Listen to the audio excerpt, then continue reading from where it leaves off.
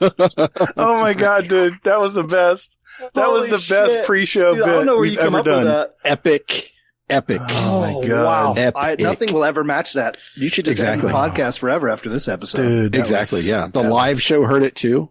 It was Yeah. That's Yeah. right. Oh, They dude, did. chat is going absolutely They heard it live. nuts right now. They heard it live. exactly. Wow. Chef kiss. This is Chef awesome. kiss. Wow. Oh, wait. Perfection. Wait a minute. What? What happened? Yeah. No. Sorry. I forgot to hit the record button.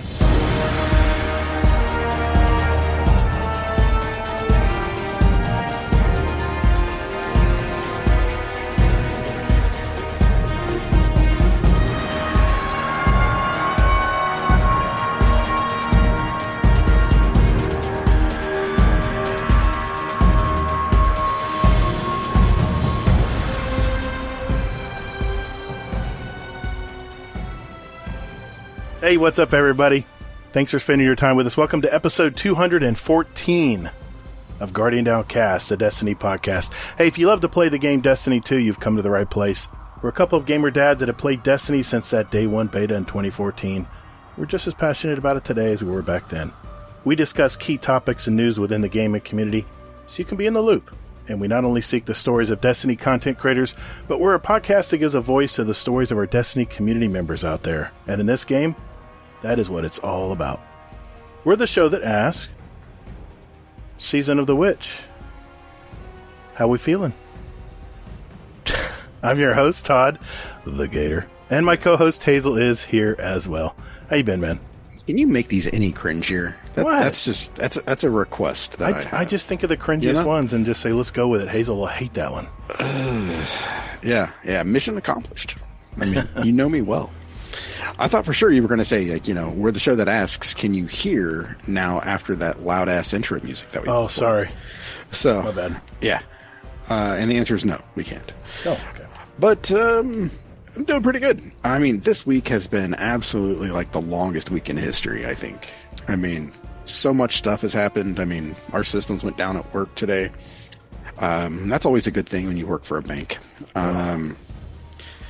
And then, aside from that, just, we had the reveal and, or the showcase. I mean, that seems so long ago at this point to me. I don't know if anybody else's week is, if that seems like it was like 2 weeks ago to anybody else, but, yeah, that's the thing. Yeah. What about you, man? It's been good, man. I can't complain. It's been a great week of Destiny. The showcase was awesome. I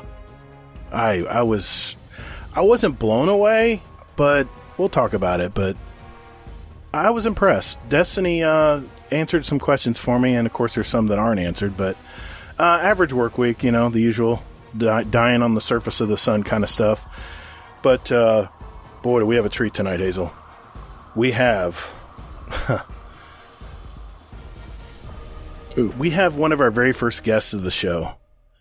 He has been on episode 5, 29, 56, 66, 88, 107, 144, and 159, and now tonight on 214. Guess we like this guy, huh? Yeah. It's the man behind the Destiny 2 Raid Marathon, as well as other live tournaments. He makes this game even more fun to play and just brings a lot of fun to us Guardians and brings a lot of us together. It's pretty cool. He also has a thriving Twitch channel and community, and now is a native of Wisconsin. Is it Wisconsin? Did I get that right? No. Different W. Different W. Sorry. Try again. I thought it was Montana. Try again. No, did he get I thought he was like a Dutton. Very close. Turn that M upside down. I thought that he was like doing like Yellowstone type stuff. I thought he had a ranch, and I think he has does he have a ranch? I assume dressing, yeah. It's the state that no one remembers. I'm sorry. It's very windy there, I think. Usually. It's Wyoming. Ohio? It's Wyoming. Oh, yeah. Wow. That's a state I know nothing about. But I bet you do now.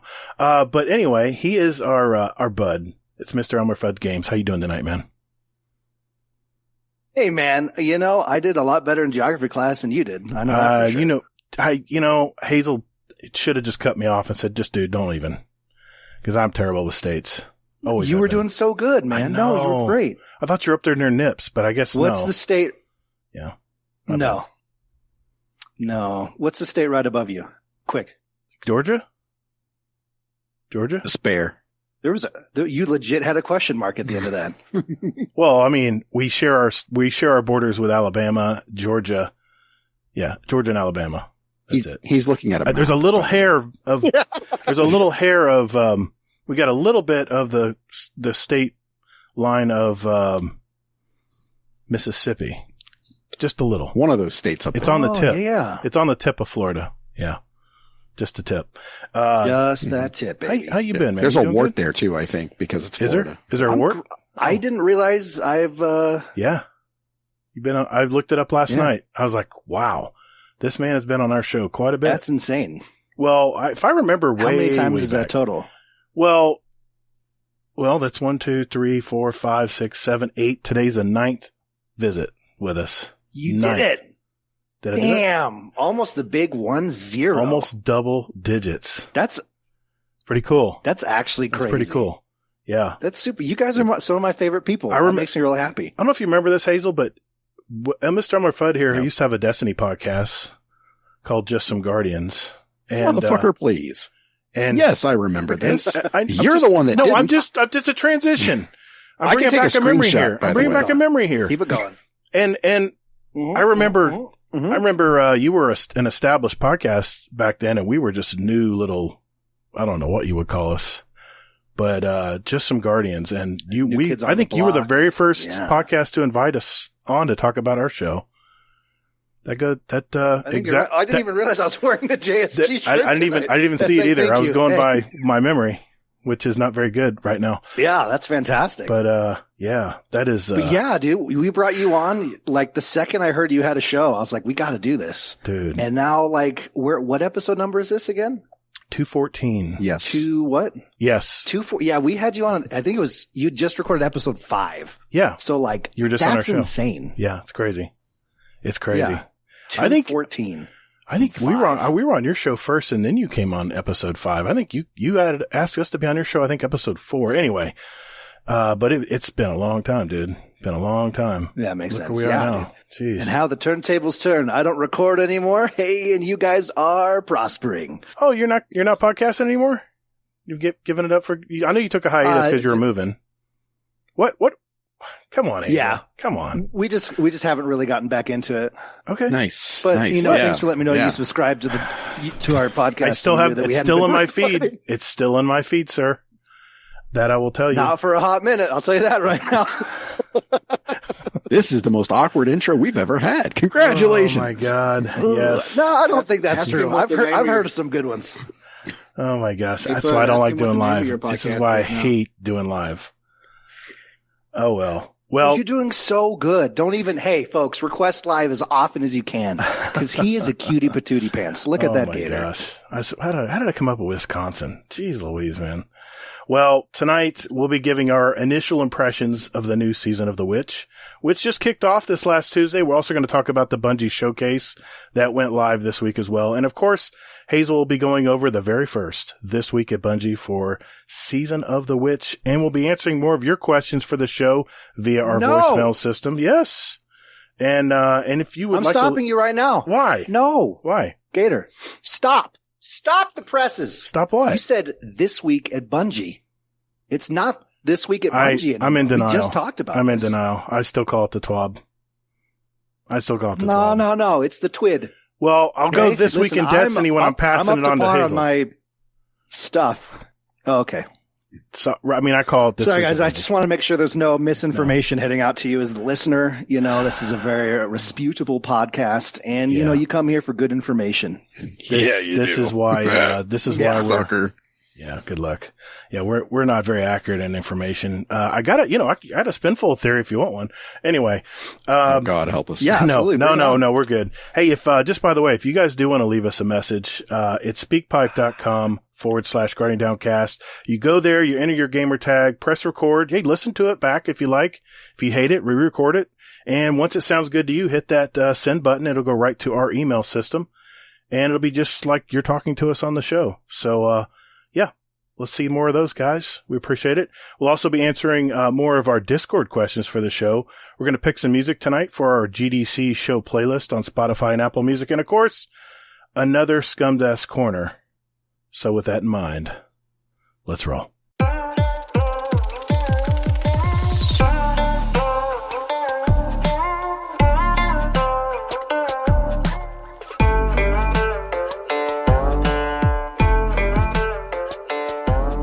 Hey, thanks for listening to Guardian Downcast. You can find us on Twitter at Guardian_D_cast. Or you can find us on our Instagram at Guardian_Down_cast and see what picks our weekly guests want to share with you. Or, you know what? Just visit our website at GuardianDowncast.com for all of our contact information and where else you can find us to play any past episodes you like in any order you like, right from your browser. Man, don't or me. Hey, Guardians, while you're at it, follow our Guardian Downcast show playlist. We have it on Spotify and Apple Music. We post these links in our show description every week. So check us out. And later, Guardian. Toddles. Oh, come on, man. Not the toddles again. What's wrong with the toddles? Nothing, I guess. Yeah, if you don't like it, you can always edit it out. Yeah, I'll edit it. Okay. All right, Hazel. Before we get on to the This Week in Destiny. See, I got it right there. ElmmerFudd. Are you recording this? Yeah, I'm recording this. You didn't count us down. Oh, that's okay. Yeah. I was speaking. Amateur bullshit. No, 200 episodes in. I was speaking. I was bringing it in. I was bringing us in. I stayed with you, buddy. I'm caught up, man. I don't need a countdown. I'm professional. Thank you. Professional bullshit. There we go. You may level hazelnut. Oh my God. I have to just turn chat off. I can't look at that. Hazel, doing great, man. What have you been up? What the hell? This is definitely an outtake. No, I guess I'll just go host Mr. Fudd. Mr. Fudd. So what's new with you in life, Hey, buddy? Mr. Fudd, what's new with you in life, sir? How you been, man? Yeah, I'm doing great, man. We, since last I was on the show, we moved to Wyoming. From Colorado, a lot less people, a lot cheaper cost of living. I bought a house. Nice. Things are going great, man. I'm in my own basement where I can frolic and cheer and scream and sing. That's awesome.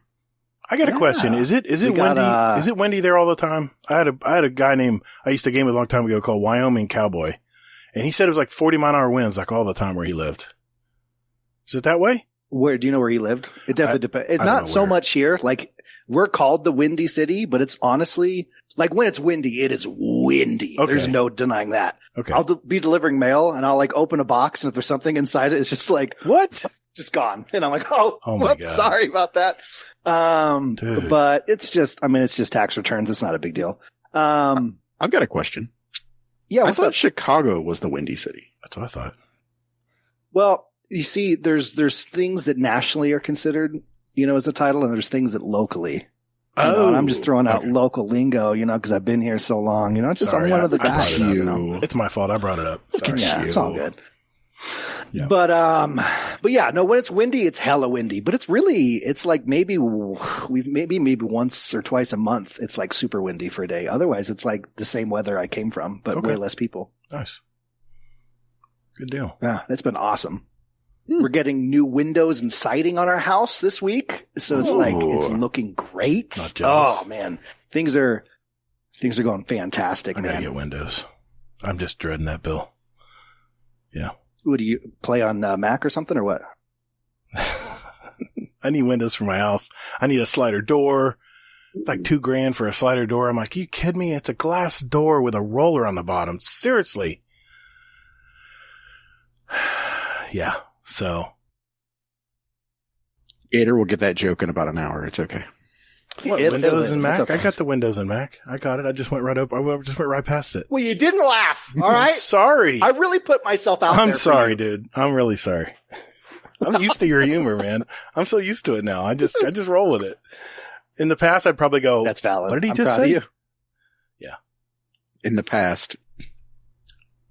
Mm-hmm. Oh God, here comes the old man. So go ahead, Hazel. Please. Please. Why did I agree to this tonight? Jesus. In fact, I even agreed to do this tonight. I'm the one that mentioned it. It was your idea. I know. Initially, yeah. What was I thinking? Like, man, guys, I am in the mood for this. Chaos. Yes. So, Mr. Fudd, what have you been up to in the world of gaming? What have you been playing? In the world of gaming, mostly my life has completely been taken over by Baldur's Gate 3. I've heard that sound. Yes. I have been, I jumped into the, was it early access or beta or whatever it was when it was still being worked on, but like Act 1 was in the game. So I'd already put like 50 hours into it before it even launched, but I'm still just like, it's a problem. My wife is like, are you playing again? I'm like, yeah, is that a problem? I'm not sleeping. I'm not eating. I haven't been this hooked to like an RPG. I mean, I guess Red Dead Redemption 2's campaign really hooked me like this, but like OG Mass Effect was the last time I was like this connected to all the characters and like just absolutely sucked in. Pause. What is it? What is it, Elmer Fudd? What is it about Baldur's Gate 3? I hear so many. I hear Game of the Year. What is it about this game, man? Is it just that deep? Just so much to do, or what? Well, let me tell you, Gator. It's basically like it's like Dungeons and Dragons as a video game. Okay. So, but without all the just sitting around forever doing nothing, right? So it's just the characters are all really well written. The world is huge. The cutscenes are insane. The story is very in depth. It's just really easy to lose yourself in this world with, it's one of those, when you know a world's well written, when you go and be like, I'm going to be a dick this playthrough. And then like, you just feel bad. So you end up being nice to everyone anyway. Cause it's just like, they feel so real. You're like, no, I don't want to be a mean person to these guys. I mean, it'll happen eventually, but the combat is super fun. All the classes and all the, companion characters are very in depth, well voice acted. Again, the cinematics are insane. The music is just like, you just want to weep while you're gaming. It's a beautiful experience. Is it turn-based combat? Correct. Yeah. Okay. But not like the old Final Fantasy games, where like you're all in a line and it's like you take 2 steps forward and hit and 2 steps back. Right. It's just you have, the area that the combat's happening and then everyone rolls their initiative. Basically that puts the order that everyone is involved in combat. Wow. And then once it's everyone's turn, then they have a certain amount of movement they can do. You have different attacks and spells you can do and healing and all that stuff. So it's really strategy based instead of just like the traditional turn based when you think about it. Gets me excited, but there's some other game out right now that's got me more excited. Go ahead, Hazel. I was interrupting you. Yeah, go for you. Yeah. But yeah, I've seen a lot about Baldur's Gate 3. I know 2 people at work that are playing it, and I made an offhanded comment that I wish I could play it, but I don't know if my computer would run it or not. And they went through and I gave them all the specs for my computer and they were like, oh yeah, you should run it. If you can run Destiny, then you can run Baldur's Gate 3. Oh, absolutely. Yeah. It's not crazy intensive at all. Mm-hmm. Nice. So yeah, I'm definitely all in. I mean, I know there's a lot going on right now in every other game, but it's been a real breath of fresh air. Like I remember the first time I opened it and it just said like new game. There's like new game, load game, credits, and exit game. And those are the only options on the menu. I was like, oh my God, I haven't seen that since like 2007. There's no item shop. There's no season pass. There's no, day one DLC. It's just such a breath of fresh air. Just like, hey, here's our game. It's done. Play it and enjoy it. Wow. But is it really done though? So far what I played, maybe I get to Act 3 and it's just a fucking buggy mess and I fall through the ground and people's eyeballs are floating out of their heads and teeth are in each other's mouths. And I mean, I'd like that, but, so far it's been super smooth. I haven't ran into any bugs, some weird little hiccups here and there, but that's just because my computer's struggling, but. Yeah. I mean, I've heard great things about that game, so. I mean, it's definitely on my list. Truly amazing. Yeah, Remnant 2 was on my list for a little bit until Baldur's Gate 3 came out and all the hype surrounding it. So, yeah. Yeah, no, it's been super cool, especially like a lot of people that don't play like I hate turn-based games or anything that like those. Like on paper, I should hate this game, but I really enjoy it. And I'm like, oh, that makes me so happy. Yeah, if you play through it, man. Heroes of Might and Magic. The co-op's fantastic. You remember that game, Heroes of Might and Magic? Is it like this? Is it like that? A little bit. Yeah. Good callback. Dude, that game held me for so long. That's what got me into turn-based. Wow. I think it was PlayStation 2. Man, it's a long time ago. Jeez, how the hell that would hold you longer than that? How did I even remember that? I don't know. That's crazy. Hey, Fudd, you have a keen mind, brother. I want to talk about this raid race, man. That was a fantastic success, man. Oh yeah. That thanks, dude. I guess it was I'm sorry, who won that? I forgot. Not you. This wasn't me. Hey, I tell you what, my team was on, man. We had a few slip ups and that put us behind, but man, I had so much fun. Well, you inspired me so much into playing raids now. I'm doing a raid with the Wonder Boys tomorrow. It's going to be fun. So, dude, let's go. Hell yeah, man. So, Wonder Boy. Yeah. But, Tanics at the Disco one. That's the old, Kingsley's Guardian team. Hub folks. Yes. Which honestly was amazing. What was there? They were doing Guardian Hold My Beer, which is technical, which I know a lot of people in your community know this fella. Yes. But we're watching him raid, and I was like, there's no way anyone beats him. They were flying poetically through. That's the only way I can think to describe this. Through all these encounters. I've never seen Destiny PvE look this artistic and gorgeous in my life. And then before you know it, Tanics at the Disco beat them by like 5 minutes, and I was like, what? There's no way. These guys were absolutely insane. Third and fourth place were like neck and neck, one damage phase apart from each other. Like that's how neck and neck everyone was, except for you. Hey, I don't care, man. I had so much fun. We were a team. We just got put together. The first time we'd actually all run together. In fact, we did a couple like practice runs with parts of our team, but our whole team wasn't there until the competition, and we were all on. And like I said, for our first time ever doing it, I was so proud. We did such a good job, man. And I'll tell you what, you got to have more of these. That was so much fun. Yes. I'm in on the next one. I'm so happy it worked as well as it did. But no, since you're right here, I did want to mention, because the last one we did, it was like a year ago, I think. Yeah. And you did a full like Discord LFG group. I LFG'd it. Yeah. Oh, it was so awesome. But that's the thing is that one and this one, you just kind of formed a group and you're like, hey, let's just go in there and do our best. Yep. And it showed. Like, no one was upset. Everyone had a good time. Y'all were laughing. You were trying to get stuff done. But if one person was like, oh my God, we're so behind, like, especially you, man, I'm going to throw props to you. We're just like, hey, it's okay. Like, no, you never got worked up. It was like, hey, it is what it is. We're going to make it through. And was it you that like you finished the second raid and there was like 4 minutes? You're like, load the next one. We still got that was, I think it was MC Squared who said that. He goes, we're not done yet. Let's go. Let's fly in. And we got to the first phase. Yeah, and then I said, okay, our time's up. Sorry.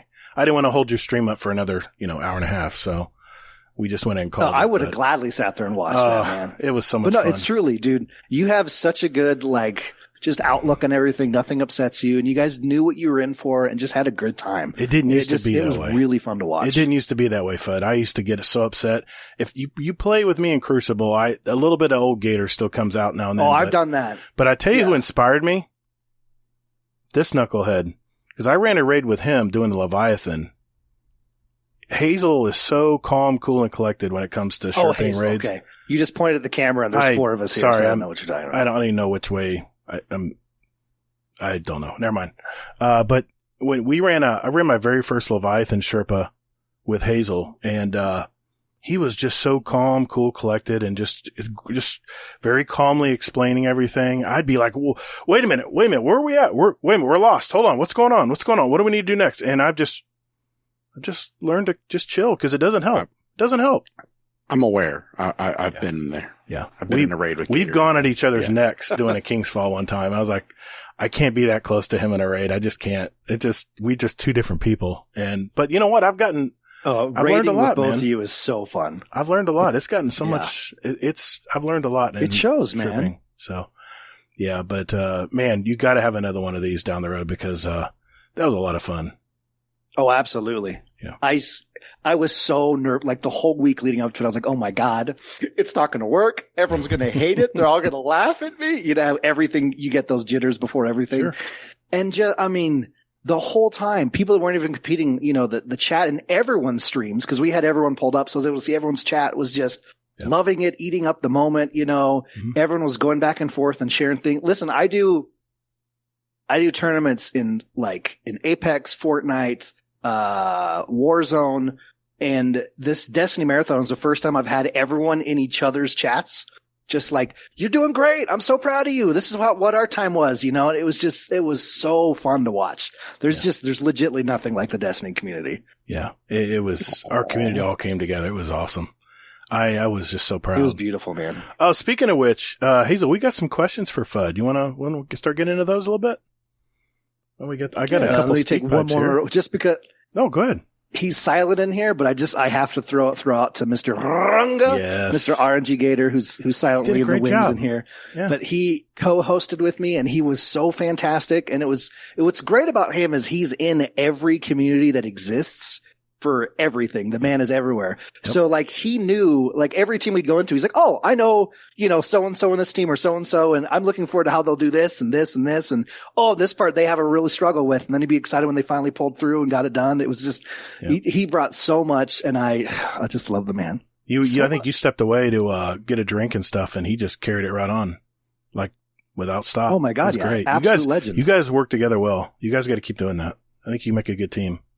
Well, we did do it. We did do this podcast for 84 episodes together. So. Well, that's true. We try not to mention that, but yeah, that's, we signed that contract. Good luck finding those episodes. So yeah, we signed that contract in blood. Bastards. Yeah. There's no backing out of that. Was it and something else too, but hey, that was not for everyone to hear. Anyway. Thank God the contract wasn't written on a sock. Am I right? Hey. We did have some questions for you, Mr. Fudd. You are well loved, let me tell you, sir. We had a few out there, and Thanks, I got some speak pipes, and I think you want to dig into Discord ones too, Hazel? Yeah, we can do that. Okay. I've got one here from Mr. Mohafo for Fudd. Here we go. Let me know the volume, guys. I can't regulate the volume. I mean, I can. I need you guys to tell me how loud it is. All right, this is a question for the Fudd. So, have you had more Fudd Noto moments? I know the last show that you had, which was done when, I don't even know, let's say middle of last year. I was just like losing my mind at you talking about the whole post story and like, you know, you're helping out someone on a run and how they were like, what the hell did they say? Something along the lines of, well, I'm still alive. And you're like, give it time. Even just thinking of it makes me laugh again. Oh my God. That was a goat moment. Yeah. Just thought I'd ask another question. And if not, you could probably retell it in a better way for newer folks that are listening to the podcast that have not heard of that, because they definitely need to hear that. If your memory serves you well. If not, then whatever. It is what it is. But yeah. That's my question for the Fudd. Have a good one. What do you think, Fudd? My God, that's amazing. Yeah, no, absolutely. I had forgotten that, but that's such a good memory. To retell it like he asked for anyone who may be new to the show. Anyone who may not even know me actually is, I work for the United States Postal Service as a mail carrier with my cute little shorts and my pith helmet. I don't actually wear the helmet, but I really want one. So I was delivering to this high-rise tower of, very, very aged individuals, right? And so I'm leaving, and this gentleman's sitting out front, and he's just like talking to himself. There's this little dog. I don't even know if it was his or whatnot, but, it's just a throwaway line. You know, I said, hey, you know, have a good night, you know, or whatever. And he goes, oh God, this is the most important part of the story. And I'm laughing too hard internally. Oh yeah, I'm like, hey, you have a good day. And he goes like, yeah, I'm still alive. And I go, well, give it time. And I just kept walking to the truck. And it didn't hit me for like 5 minutes what I just said. And I was like, oh boy, I shouldn't have done that. I remember that. But no, I haven't really had a moment since then. because I've moved, I moved to Wyoming and I'm learning all these new routes and getting used to everything. So I've been kind of too like panicked learning how to do everything again. But I'm also, I think, internally trying not to do that. But for the sake of this show, I think I'll just let loose next time. I'll make sure there's a good story where I make old people feel really bad next time I'm here. Oh, is he talking about me? We appreciate you. Okay. Yeah, no problem. Okay. No, never, dude. Oh, okay. You're in the prime of your life. Just Look sure. at you, dude. Thank you. Come on. All right, Hazel, you got any questions in there for Mr. Fudd? Yeah, we got a couple here. So we'll hit this one here. From MC Squared. At ElmmerFuddGames. Who was your favorite raid race team and why was it the Wonder Boys? Well, yeah, it's, the Wonder Boys really, I want to know what the secret of their power was. They found the crevasse and they filled it with their mighty deuce, and truly I was inspired by them. And we already discussed this, that they really just stayed really cool headed the whole time, and it made me really happy. I sang a song for them that night, but I couldn't remember it. And then it was going to just be a tribute, but it's just, it is what it is.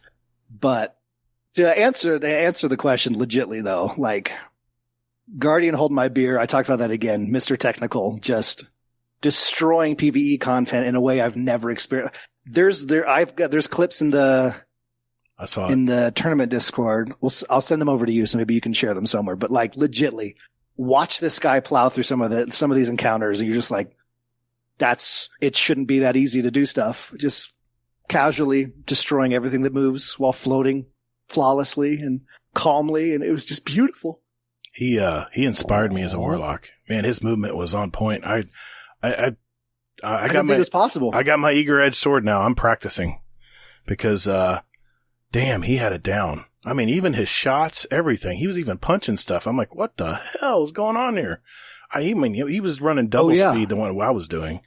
But, I got that middle encounter with the catapults. I got launched one time I got launched down to the very bottom. The next time I got launched to the very top and died. I mean, it was so inconsistent, but he breezed through it, man. Technical was just owning it. But, what was great is, I love the hell out of you, but it was funny because we were watching you do that exact same encounter and you guys had wiped. And I was like, all right, let's see how this next team is doing. And that happened to be that run of him flying through that same encounter. And it was just like, I was like, move on, move to the next team, Fud, move to the next team. What just happened? Oh, dude. Oh my God. I've run that section with you. You've gotten so much better at it, man. Well, it was, we had some players who had run it a different way. And we just, like I said, next time we'll know, this is the only raid, the Ron raid is the one we did not do a scrimmage on. We did not practice on it. And yeah. And I know Kingsley's team ran it in like 30 minutes, man. That's amazing. But, on the dot, dude. If we would have ran over and done Val, I think we would have breezed through it a lot faster because we had all pretty much practiced, the week of, and that's okay though, man. I mean, we have a solid team. We have a lot of guys who are cool headed, very left brain.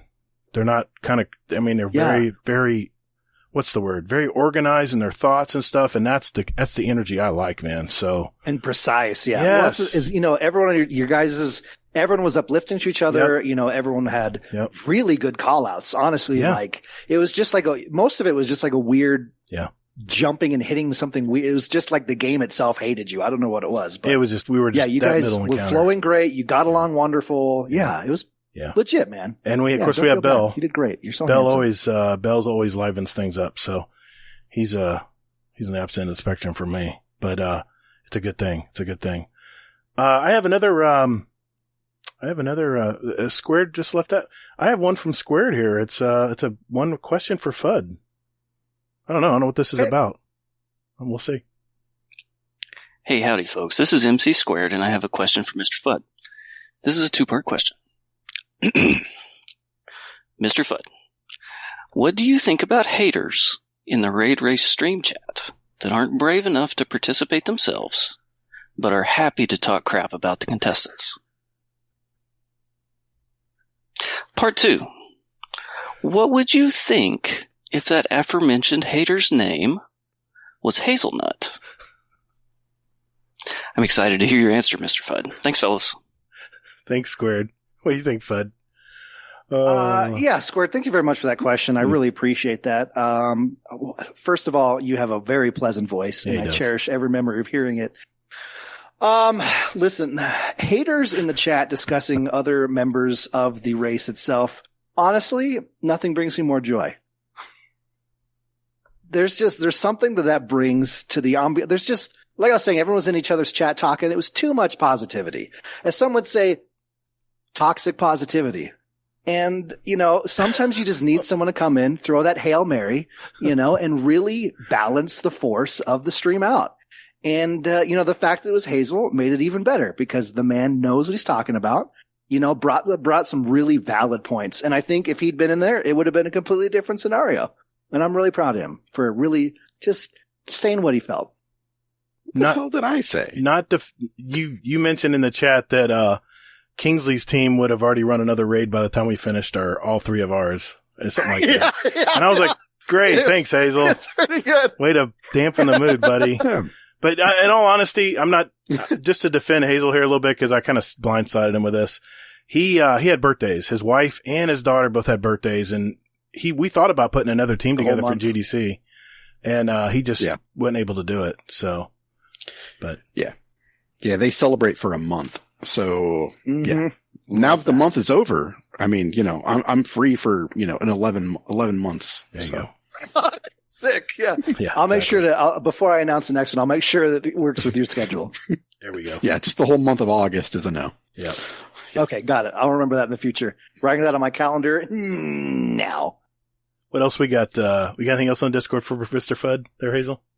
Oh yeah. Yeah, we do. I love you, MC. I really do. Oh, legit. So much. Yes. All right. Undead RL. Fudd, who is your favorite new member in your Discord, and why is it Undead RL? So I put a lot of thought into this. I did see this question earlier, and I put Dust in the Wind on by Kansas and took a romantic walk through the park. Watched the sunset in slow motion. A single tear rolled down my cheek. And I realized that, yes, in fact, Undead RL, it is, in fact, you.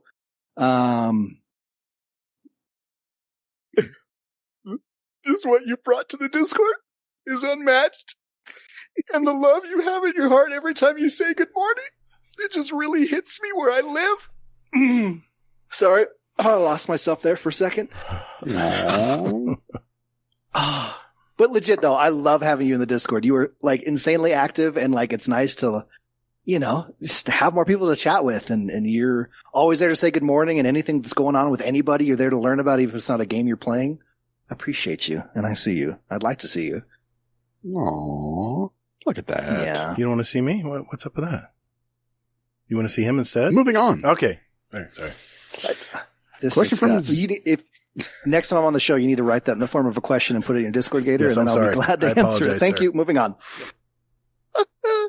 Love it. Oh my God. Question from Zuby. Is it rabbit or duck season? Actually, I believe, let me look it up right now, actually. I believe it's sage grouse season. Pretty sure that's what it is. Yeah. I mean, rabbit, depending on the size, is kind of always in season, and, but duck is delicious. But I think it's sage grouse and rabbit season. Okay. I've got, I don't have any more speak pipes until the end. So okay. Go for it. I've got more questions. Load it up. All right. Papa Rock City. What attracted your attention? Wait a minute. What attracted your attention to Destiny? Ooh, I love this question. I believe I answered this here before, but it was probably 200 episodes ago. Initially, actually, when Destiny 1 was launching, I'd watched some videos of beta, and I was like, hey, I mean, it looks all right. I really loved Halo. I'm a huge MMO guy, so you'd think on paper it'd be perfect, but I don't know. It just wasn't hitting anything for me. And then my best friend, Nick, who we used to do the Just Some Guardians podcast together, flew out to meet me in person, and it was the week Destiny 1 was launching. And he'd moved his pre-order to the Best Buy near me back when you did your pre-orders to Best Buy. or not Best Buy, GameStop. Yeah, GameStop. And he's like, hey, we met through gaming. Like, we'll go pick up this game I'm excited for at midnight. It'll be a super fun thing for us to do. I was like, hell yeah, that sounds awesome. Unknown to myself, he had slid into my wife's DMs, and they had split the cost of that white Destiny 1 PS4 bundle because he really wanted me to play it, and he wasn't going to take no for an answer. So we're in line to pick up his copy. He hands the receipt over. He gets his copy, and then the guy throws the PS4 at me, which I didn't have a PS4 at all. And he's like, here you go. And I was like, I think you meant the guy behind me. Like, that's not for me. And then they both were like, surprise! and so we went home and hooked it all up and installed it. And once I actually played it myself, that intro mission, I think it was when you first go into that tunnel with the wind turbine and the lighting's coming through the turbine and it hits the water, and then you slowly walk around that, as the ship comes in and all the fallen are jumping everywhere. And I was like, all right, maybe this is something more than I thought it was going to be. So yeah, from then, hooked, absolutely hooked. Nice. Okay. Question from How Bizarre. Question for the FUD. 2-part question. How much time and work went into prepping and producing the raid race? It was very well done, even with the OBS crash. Great recovery, my guy.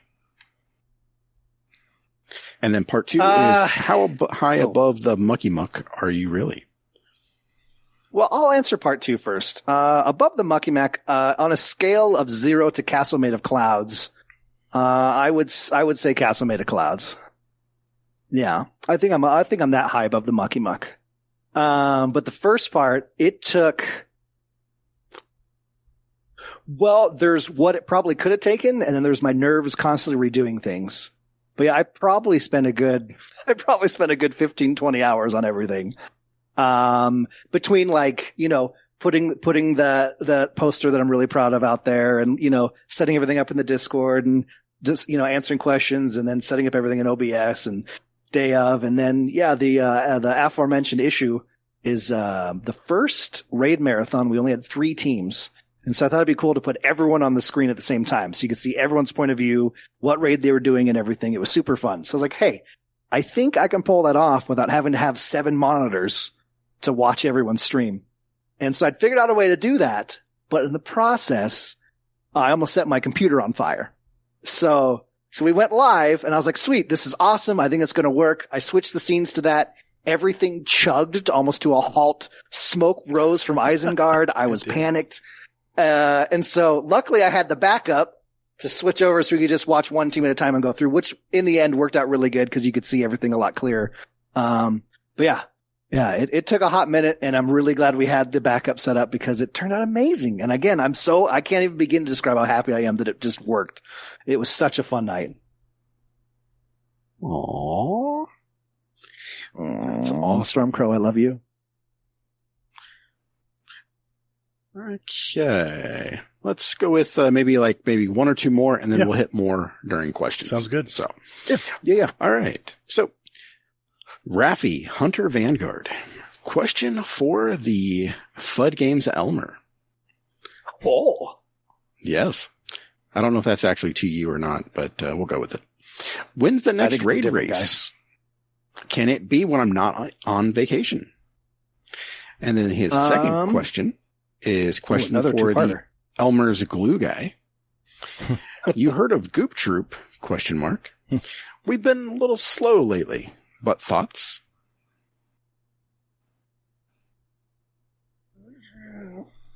Is this Gwyneth Paltrow's company? I don't know. I love it. Yeah, no, where's there? Oh yeah, no, I had to look at it. No, you're right. I didn't know what this was. Listen, you just let me know the schedule you have, and we'll find a way to make this work. The second part of your question. The first part of your question is hit me up with your schedule, and I'll make sure that you can be there for it. It's definitely not going to be another year. Better not be. Not this next month, but I think once we get comfortable in maybe the next expansion or this next season, I don't know, but it won't be a year, maybe in a month or 2. It'll happen. Yeah, Rafi was on our short list, and he was out of town, so he wasn't able to be on the Wonder Boys, but he's an honorary member of the Wonder Boys. In fact, he's going to be running a raid with us tomorrow, so it'll be fun. Hell yes. Fun fact, I actually asked him to be part of my raid team back before I realized it was going to be a month-long celebration again. Oh. So, yeah. You should have known. That's really on you. Yeah. Yeah, it is. Yeah. So. Oh, well. Okay. Here we go. From Baby One More Time Prime. Question for the FUD of all FUDs. Hi. Are you all settled from your recent move? For the most part, yeah. You know, we obviously have a pile of boxes in the corner that we'll get to eventually, but you know, all the bedrooms and everything are set up. You know, we're pretty well moved in. It feels really good. Yeah. Like I mentioned earlier, you know, we got the siding and the windows going in. I've done a ton of work on the yard, and you know, we're waiting to figure out how we're going to get the new fence installed and stuff. But for the most part, we're in, we're happy, we're vibing. Life is good. Thank you for asking. It's awesome. You're awesome. You're more awesome. Oh, dude. He's most awesome. Okay. Here we are.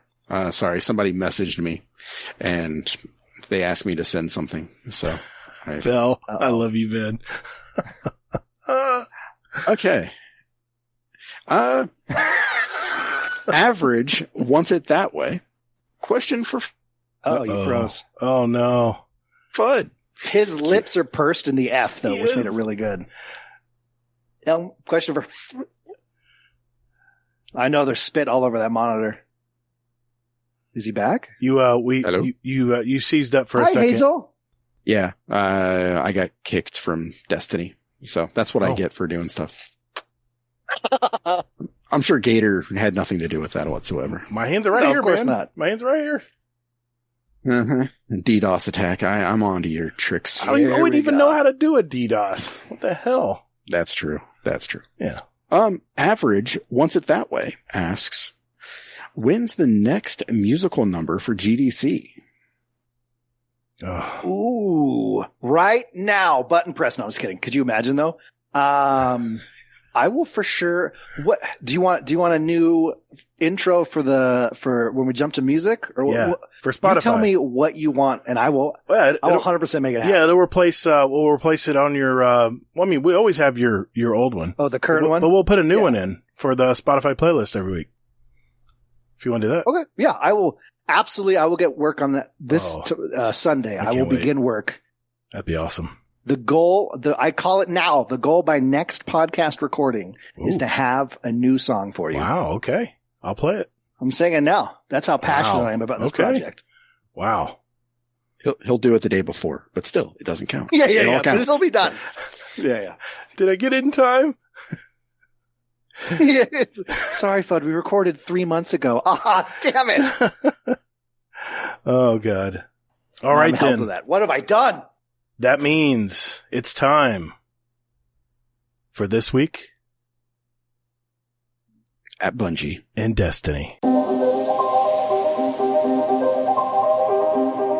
Hey, this is Mr. Monkey, not Killer Monkey, not Monocle Monkey, Mr. Monkey. Get your bounties done. You're listening to Guardian Downcast.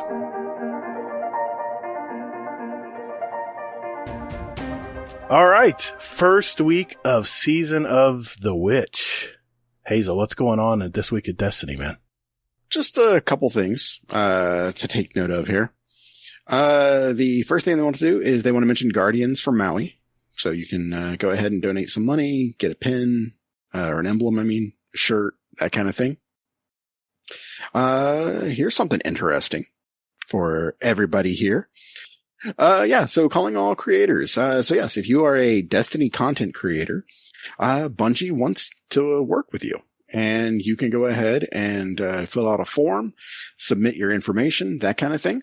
And Bungie may get back to you, may not. Hell if I know. Shoot your shot. Those rewards are so last season, but we still love them. So later in Season of the Witch, we're planning on bringing back a selection of cosmetic items from previous seasons' passes to the Eververse.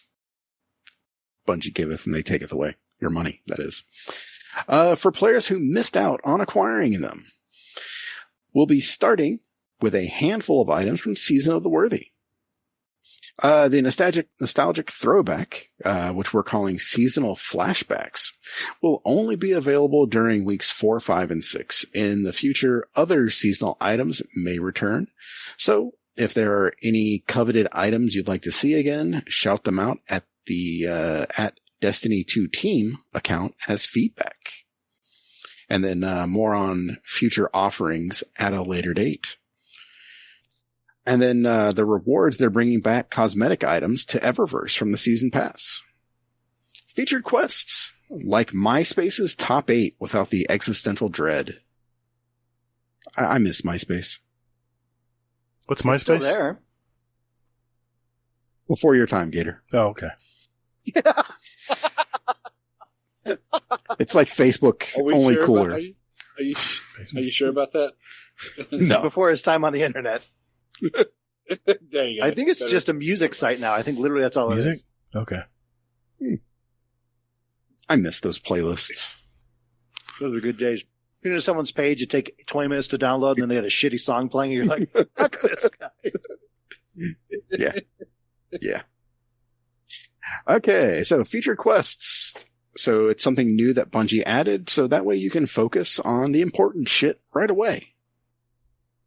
I'll be honest, this kind of blew me away. The first time I looked at it, I was like, what the fuck am I doing here? And I pressed down right away and ignored it. Fun fact, I still do that too. I love it, dude. It looks pretty though. I really like it. Only thing I don't one complaint. Great. The bounties are only on only 2 rows of bounties at a time. That irritated me a little bit. Oh my god. Here we go. Here we go. What? Every time. What? Well, listen, so last time, I do want to talk about this though. Hazel, legitly, that's a rough being thing. funny. I think last time I was on your show was shortly after, was it Shadow Keep? Was that Shadow Keep? Probably so. 159. And I mentioned I'd come back and I was so confused on what to do as a returning player. And we had a really good discussion about new player experience, returning player experience, and how it was really difficult to figure out what you're supposed to do. And legit, this is a really great feature. I logged in on Tuesday and it was like, oh, sweet. Here's exactly, it told me what step of the whatever last campaign. Right. I'd finished the campaign for, I think Lightfall or whatever, but I'd missed like the last, like you go to the Hall of Heroes and stuff. So it was like, here, you need to do this before you can go to here. And it was really nice to just go, oh, sweet. I know exactly where I need to go. It's a huge quality of life thing, and I'm really happy with it. I like the new UI. Nice. Looks good. Yep. Look at that. Man. So, yeah. Didn't expect me to have anything to say, did you? Ha ha! I love you, though. I love you too. Was that the guy underneath your desk talking? Oh! What was that? I'm not impressed. Oh. Okay. So much editing. Yeah, so featured quests is a thing. So yes, go ahead, check them out. If you haven't already. I mean, you can't really notice it, or help but notice it. So there we go. Okay. Then Bungie goes on to mention the Strand aspects that came out here. The Titan got the Banner of War, aka immortality for days. The Hunter got the Whirling Maelstrom, which is basically, a whirling ball of death that kills something and then spawns another and kills everything else. So it does look cool. Well, wait a minute. What about the Warlock, Hazel? I'm getting to it, man. I'm excited. So next is Weavewalk, which is basically Warlock invisibility and more threadlings. So they disabled it? And it's disabled. What? Yep. They Weavewalk did? has been disabled. Well, I'm playing Titan. Happen? I'm playing Titan, so it doesn't matter. You couldn't kill a Warlock in PvP. So I know. God, seriously? Yeah. Yep. You didn't know this, Gator? I haven't touched PvP yet. Today. Yeah, Fallout took a Gallowhorn and fired it at That's right. one of these, and it didn't do anything to it, basically. I saw his video. It said, oof, I'm sorry, everybody. Did you see that video? Yeah. Yeah, I saw one team fire 6 Galahorns at a warlock, and it didn't. It did one. I did nothing but one tick on each of them. That's insane. That's awesome. Wow. But yeah. So yeah, I've used all of these, and they're all pretty fun. Their testers are doing great. We're the proud of them. Well, the Crucible team they got, They don't have it's a too Crucible expensive. team. I get it. Maybe they use Carl. Maybe they asked Carl to test it for him. I don't know. Carl's like, I'm a Warlock main. I like Void, but I'll try this more. But what about Gambit? Well, I'll just keep the switch on. It'll be our fight. Come on over here. We need you for a It's sec. too expensive. Oh, God. Blow the dust off of Carl. Yeah. What is he, a Genesis cartridge? God damn.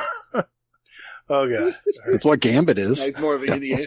It's more of an NES. Man, Commando's really going to take that the wrong way. He loves his Gambit, man. Okay. So, grab some Crotato chips. We're talking world's first. So yes, for anybody who didn't know, Crota will be the returning raid. No way. Yeah. No one guessed it. Whoa. Yeah. And everybody has the same reaction. We're bringing strikes back. We're like, yay, Crota. Oh. Yeah, yeah. It will be super fun, though. Legitly, it is a ton of. It's super short. Like, I definitely would have preferred Wrath of the Machine or something. Absolutely. But Crota is really fun. Really pretty set pieces. It goes well with the season story we have going on now. I get it. God, why am I positive? Fuck. Okay. Yeah. Well, you're the only positive one, Fudd. So, I mean, pretty much everybody else in the entire community is like, meh. Hazel, you got the most runs in this one, though, right? Crota, you did it. Yeah, I had over 100 in D1. So, yeah. Jesus, dude. See a doctor, Ron. Well, and like 5 solo flawlesses. So, yeah. It was fun. That's actually, hell yeah, dude. Yeah. Yeah, I'm excited. I've missed Crotate in my life. Yeah. Crotate left, Crotate right. Crotate right. He's crotating. Yeah.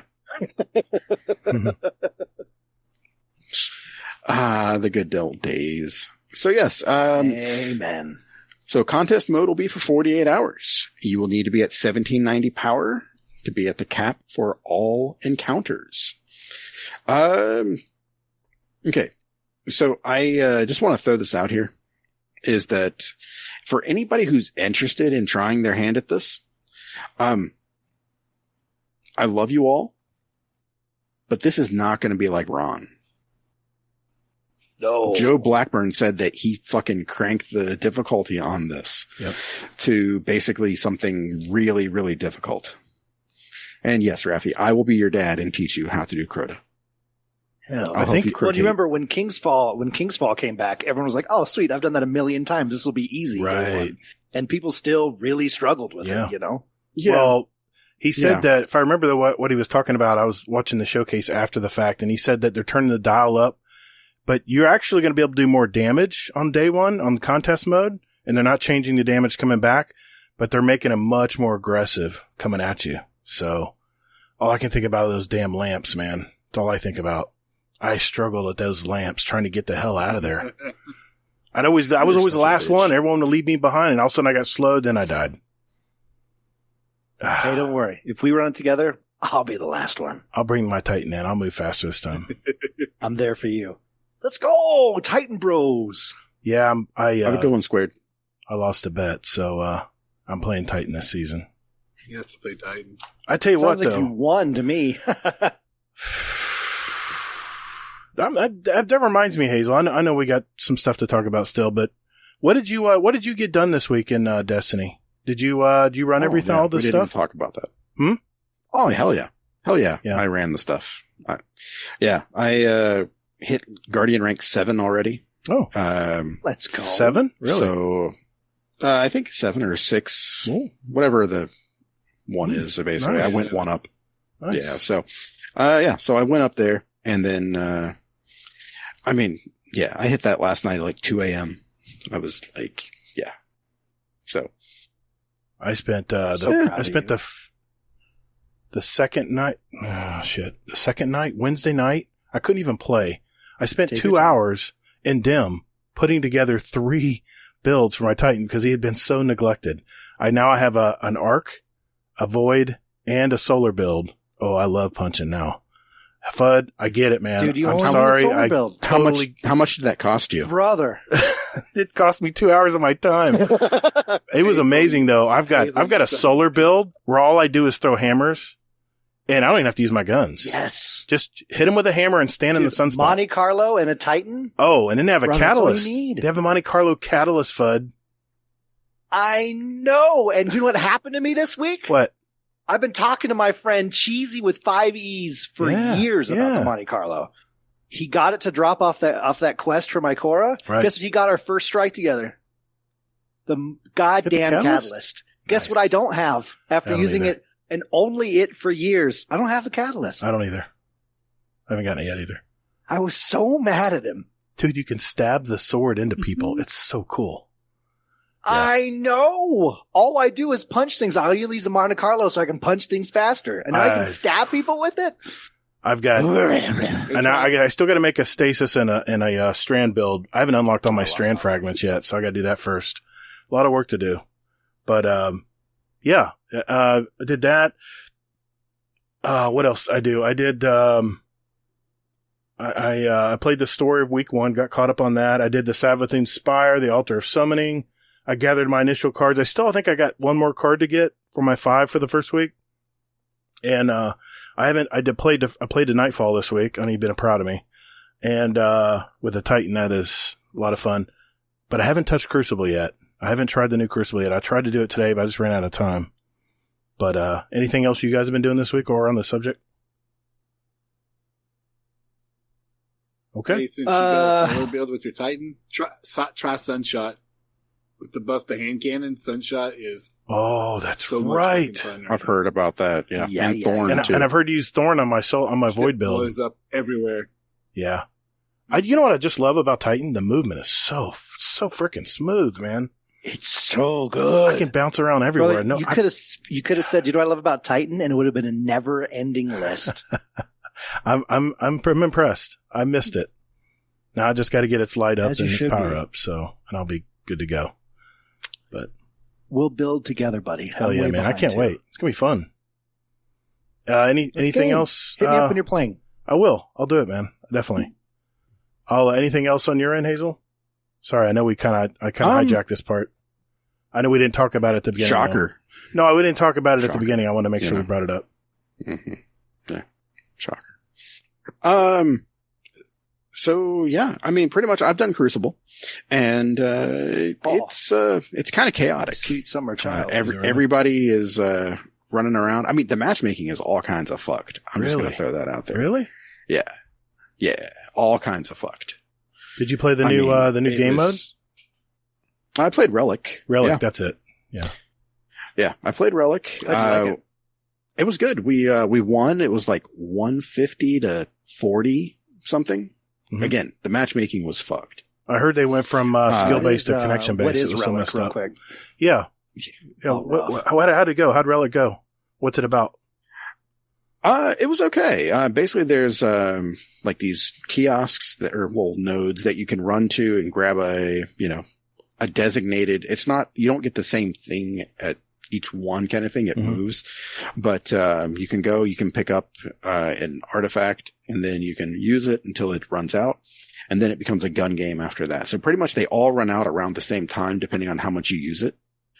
And then after that, then it's a gun game while the nodes charge up, and then you can go ahead, grab another thing, and then go ham for a little bit. So no supers. It's all about the Relic. You can use supers. Oh, I mean, the Relic will shut you down. Yeah, kind of, sort of. Okay. I was just curious. I haven't played it yet, so. Yeah, it was okay. I mean, it's just the matchmaking is all over the place. Wow. That's too bad. I mean, I tried some like just regular control and momentum control, and it was just wild. I mean, like there were no close games. It's either we blew the other team out or we got blown away. Really? Yeah. There was one game I finished with a 0 because we just got hammered. We finished with 20 points. Oh, wow. Yeah. Yeah, we finished with 20 points. It was great. When you get spawn locked, you just want to go hide in the hole. Or were you on console? Yeah. Were you on PC or console? He's asking. We're PC or console? Oh, console. Okay. Wow, that's crazy. Yeah, I know. Console, PC matchmaking has always been rough. I remember my first Crystal match on PC when I switched over. It was like the whole lobby was people with like 6.0 KDs, and it was my first match, and I was like, "What's happening?" And then it never got better. That's crazy. It's happening on console though. Yeah, I don't know what the hell was going on, but yeah, I mean, matchmaking was kind of crazy. Yeah. I'm sorry you had to go through that, man. If you need to talk sometime, just let me know. Yeah. There's worse things that can happen. He's used to it with me, bud. All right. I think there's some other things left in the This Week in Destiny, Hazel? You are correct. Yes, it's new emblems, Hoodis. So with that, basically they are just saying, hey, we've got some new emblems here that are coming up for this season, and they look pretty snazzy. There's a cassette one sort of for Gator there. That's movie of the week. Actually, it's a VHS cassette, I'm guessing. I like it. Which one are you I figured you would. Movie of the week. Yeah. Someone I thought it was a record. That's not a VHS. Yeah, I thought it was a record. No, that's more like a cassette tape. Well, I thought cassette tape at first, but then it's sort of... It looks like the gears you it's put the teeth. It looks like the gears you put the teeth of the cassette. Yeah, but that's also on the back of a VHS, too. Yeah, it is. Just a lot bigger. Yeah, they did. They used it. He said valid. True. Yeah, he but said he used VHS and stuff to make it. Okay. Yeah, I was just... I went with... I went with VHS just because of movie of the week. Yeah. So, versus cassette. I see what you did there, and I respect that. I paid more attention to it than Bungie did, so. Okay. And then there's a cat emblem, so I don't know what the hell I'm going to have to do. I'm going to have to fucking finagle that for my daughter. Fashion stuff. Yeah, it's going to be great. Yeah, I'm going to have to win that shit. I think these aren't these for the... I think you can pull it off, man. Yeah, these are for the movie of the week, fashion shows. Right. I mean, that are coming up, basically. These are all things for coming up for this season. I guess so. Nice. I appreciate that they showed those to us. Rafi in chat debating old people things. Yeah. Is that vinyl? Is that a cassette tape? Is that a VHS? Well, it did say 24 frames per second. That makes sense. That is VHS. I think it was 24 frames back then. Back in my day. Oh, God. It's the ice show. You were 100% right, dude. Well done off the top of your head. Yeah. So, player support report, aka shit's broken. Okay. Loadouts are fucked. I just want to throw that out there. Hey, something fun with finishers, just in case anybody didn't know this. You can actually store finishers, and if you have any on your character, it's going to be random as to which one it plays. So, yeah, you can no longer favorite the finishers. So it's just whatever you have on your character is what they're going to use. Okay. Yeah, I wondered this because I was doing some like weird ass finishers. I'm like, what the fuck is going on? So, yeah. I used to favorite them all and it'd be random anyway. I just favored them all when I got them. That way it's always random anyway. I only use 2. So, yeah. I like the gun one. If you favorite them all, then you don't have a favorite. Well, okay. I lied. I favorited the gun one where they put the gun to the person's head, like dodge this, the old Matrix one. I do like that one. I love that one. So it's my favorite. But legit, all my other characters, just like the OG one where you jump in the air and punch him in the face. Oh, yeah. I still just use that one because it's my favorite. Yeah. It's good. That's the only one that he has, actually. So, with loadouts. You have to call me out like that. Wow. Jesus Christ. God almighty, man. I thought I was harsh. Damn. Jesus. He's just getting tired of getting interrupted. Nothing gets by him. I totally get it. I'm teasing. Listen, just because you couldn't enjoy the raid marathon, you have to take it out on us.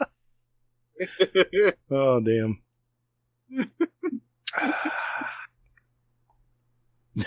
Dude, I know you're trying to be intimidating right now. Like, Liam, I'm just getting lost in your eyes. He could be Vin Diesel, man. He could pass for Vin. All right, whatever. Okay. He's got family. That's true. Yeah, sorry, continue. It's about family. Yeah, I have to take a month off for the movie, though. So, loadouts. Okay, loadouts, just so you guys know, they are going to be trying a fix next week at Reset. So, that could be coming back for everybody.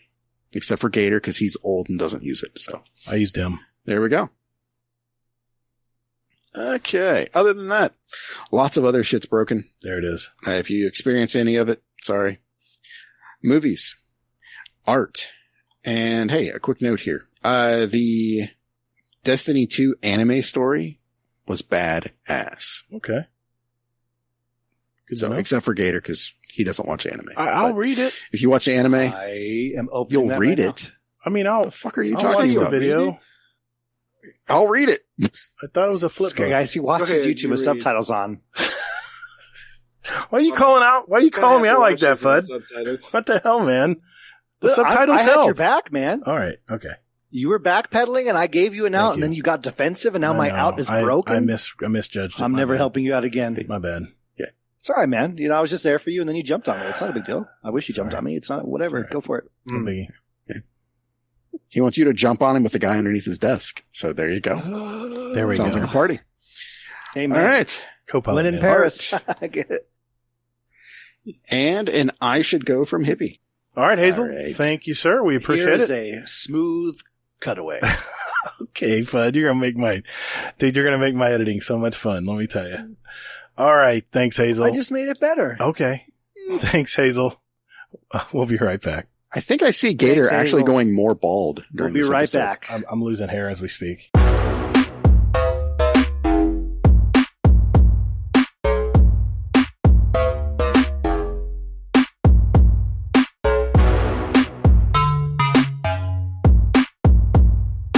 This is Mohawk Angel, and you're listening to Guardian Downcast.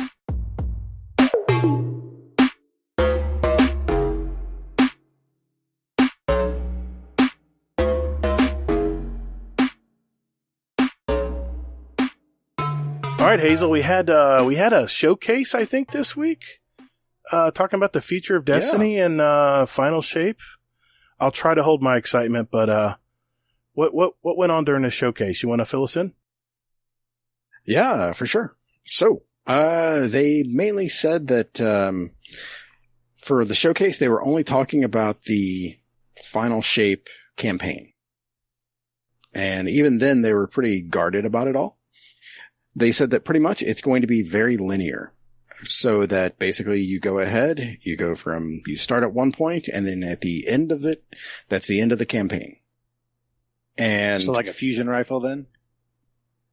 Linear fusion rifle. probably joke. a scout, actually, just because nobody uses them. So, I just saw Gator give up hope right there. I don't know if anybody else saw that. Oh, I'm good. So yes. So it's going to be very linear. The Witness is going to be the raid boss. Fun fact. Thank God. But for those of you that don't have a raid team, you poor bastards.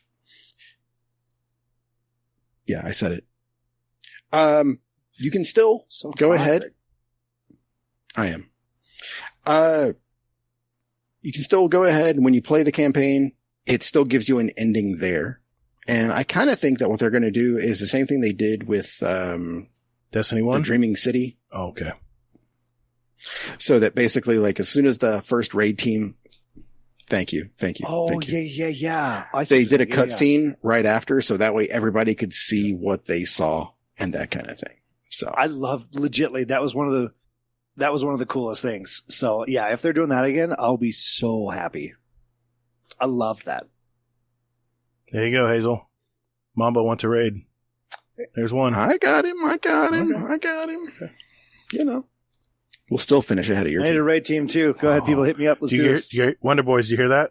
Unite. Let's go. We're going to have our own raid race against Hazel. What is the secret of your power?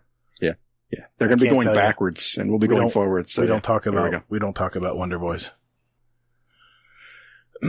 Why don't we talk about Wonder Boys? It's like Fight Club. We talked about it Rule like number 7 one. times tonight. I know, but we don't talk about the You're really secret shitty at ingredient. your own rule. No, we're very quiet about the secret of Wonder Boys. Anyway, you were MC saying. squared.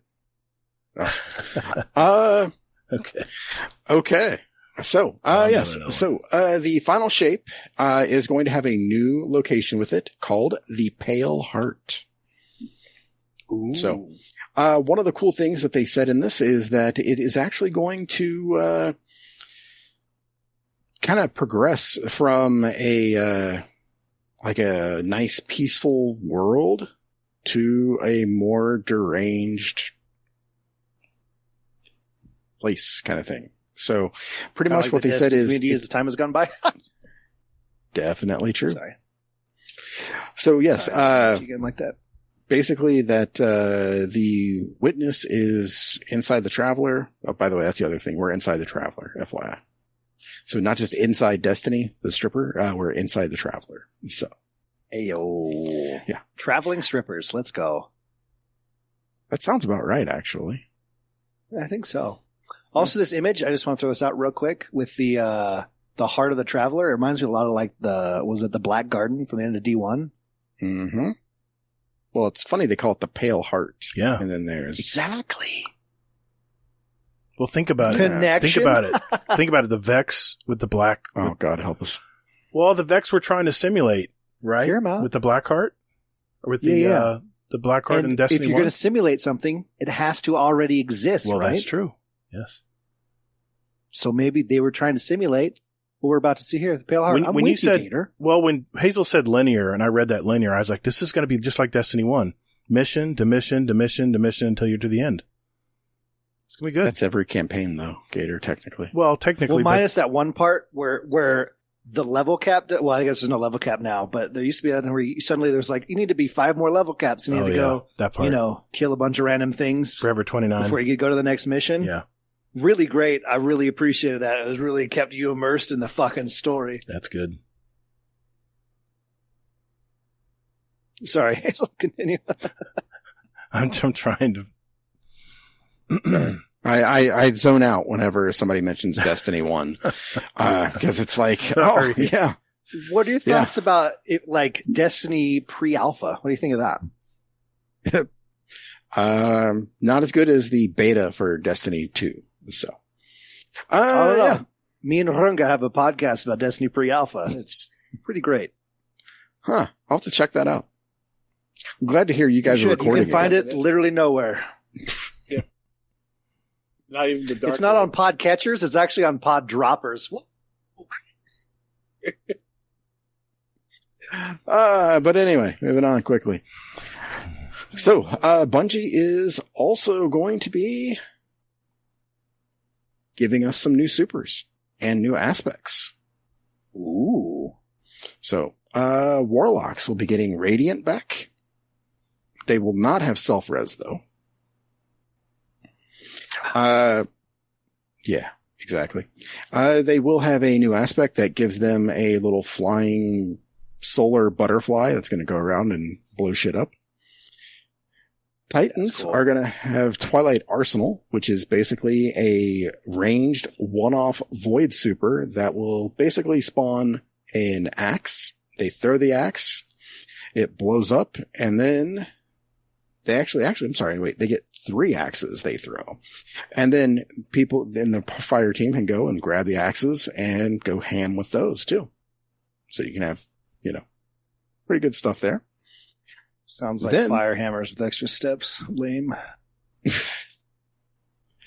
Then the aspect for Titans makes you Black Panther. So you basically get a shield and it takes damage. And then after a while, you can go ahead and release the damage that you absorbed and it blows up everything ahead of you. So that's fun. It does sound pretty cool. Yeah. And then Hunters, they get something called Storm's Edge. Basically, they throw a knife into an area. They can do this up to 3 times. And as they throw it, they blink to the location that it's going. And then they go ham right there. And so imagine doing that 3 times. That does sound really cool. Yeah, I'm sure PvP is going to be just fine. Oh, that's going to be a nightmare in PvP. Oh, yeah. It's going to be great. It's going to be a nightmare. It's going to have like a 12-minute timer, countdown to cool down on it. It's going to be terrible. Being disabled in the first week. Yeah, exactly. Who knew? Or then, but just think about this though. From a PvP perspective, Radiant, you can throw mass grenades while you're Radiant. Twilight Arsenal, you can throw 3 axes and then have 3 of your fire team in your PvP team, like grab them and go ham. Yeah, for anybody who's wondering about PvP in this game, Bungie does not care. It's off the hook. It's too expensive. It's too expensive. It's not that. It's just, they're just don't care now. It's just like, go crazy, guys. Yeah. Yeah. They're like, fuck PvP. So. I've been saying that for years. We just now got the message. That PvP stream you talked about. Yeah.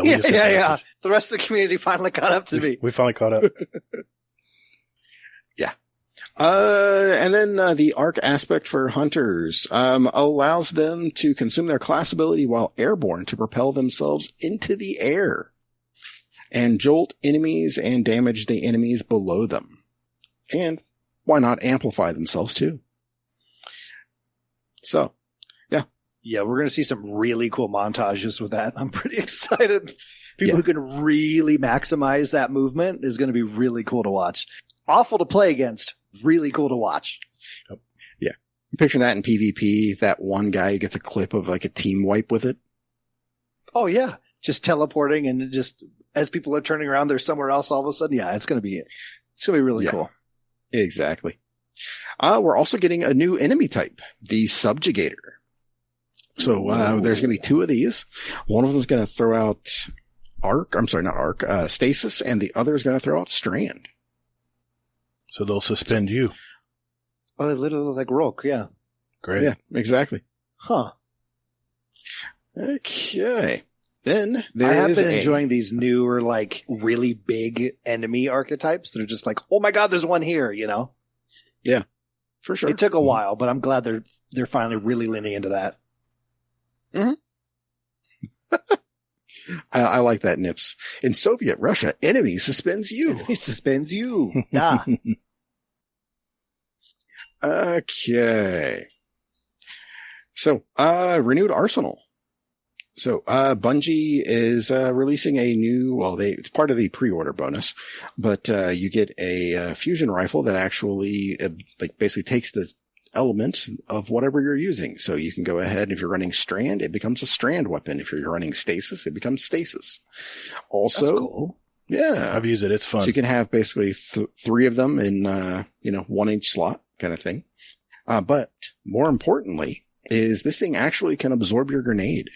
And then it just does 100k damage on a shot. So good stuff. But wait, there's more. Oh yeah. We're getting back Dragon's Breath, Red Death, and I'm so happy. The Kvostov. Ooh. The Red Death. Oh my god. A solar Red Death. Cannot wait. You already have. You got Crimson. What do we need Red Death for? Dude, that's all I'm going to use. The whole final shape is Red Death. I use. You promise right now? Yeah, I guarantee it'll be my energy rifle. The whole final shape. What happens if you're not using it? There needs to be something that happens. If we inspect you while you're playing and you're not using it, what happens? I think if you're not using it, don't do it. I think if you're not using it, I'm not going to do it, Gator. Then we remove Bell's a bitch and we make Gator a bitch. What? No, but Bell owns that one. I can't take that from him. Raffi I created think you give it. an account or something, right? Oh God. I'll think on it. We got a lot of time between now and then. He deletes his warlock and can never make another What? warlock. No. Titan all day, baby! I mean, I like Titan, but I mean, I'll get my World Warlock. No, it's not going to happen. Not going to happen. We'll think about something.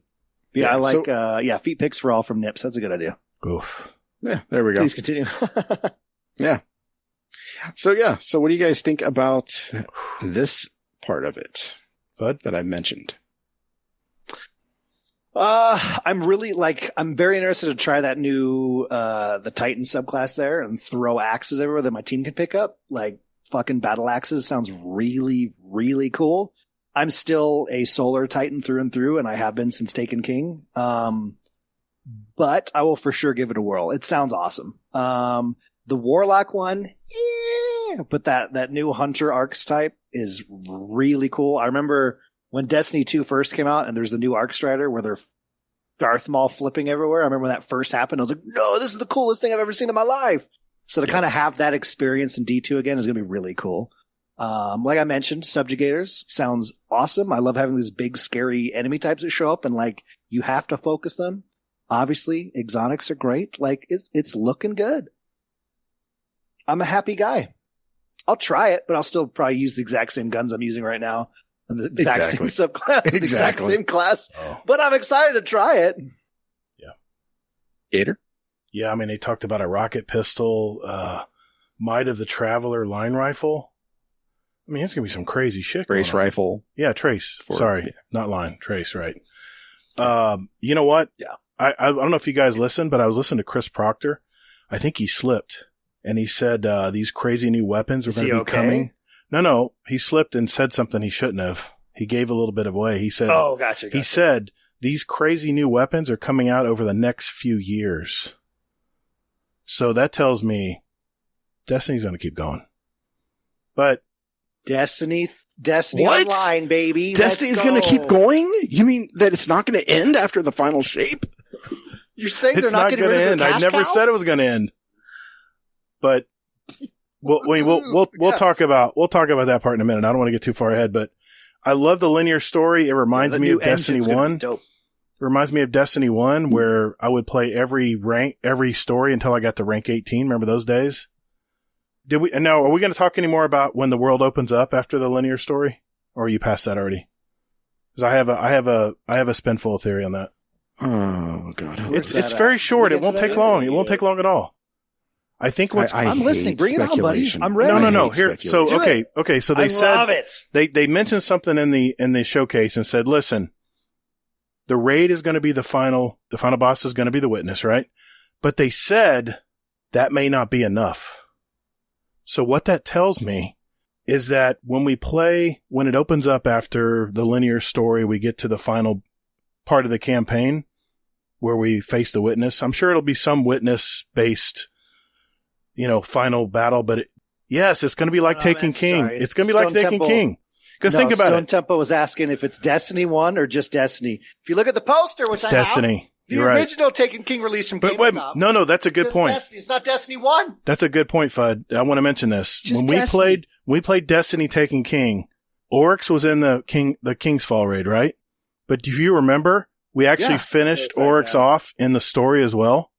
Because they mentioned in the showcase that we would not have to play the raid to finish the story. Everyone could still play through the campaign, and then we'll have some ending. I think what's going to happen in the Pale Heart, the world opens up, and then we're going to start to discover all the new areas and stuff. The whole Traveler's going to open up. I think what's going to happen is we're going to collect another material. Do you guys remember the Fractaline, where we all deposited the Fractaline in the tower? Oh, yeah. I think what's going to happen is we're all going to work it's going to be the biggest community event ever. We're all going to collect Fractaline in the world. We're going to earn it by doing anything in the world. We're going to go to the old tower, which they already showed us. We're going to deposit this Fractaline or whatever the material's called. And when we meet that goal, there's a cutscene. Game over. Moving on to the next part. But I think Destiny Online. No, maybe that'll be coming in 2025. Fucking new engine. I hate to tell you, it's going to be. It is going to be a new engine. It's going to be a new engine. It's going to be the. I hate to tell you, Gator, you didn't finish Oryx off. He just left. That's right. That's why you but he wasn't satisfied. You didn't finish him off. But there was a finality to that story. Regicide was a final story of that campaign. And then we, of course, once he disappeared, we of course finished him off in King's Fall. But I think when the world opens up, they said once you play through the campaign, the world's going to open up. And they said something in the showcase about it may not be enough. I think that told me right then, this is going to be a big community event. We're all going to collect a substance, deposit it in the tower. When we reach that huge goal that they set, there's going to be a cutscene. On to the next. Does anyone else call Destiny 2 Beyonce because it's Destiny's Child? Anyway, that came to mind today.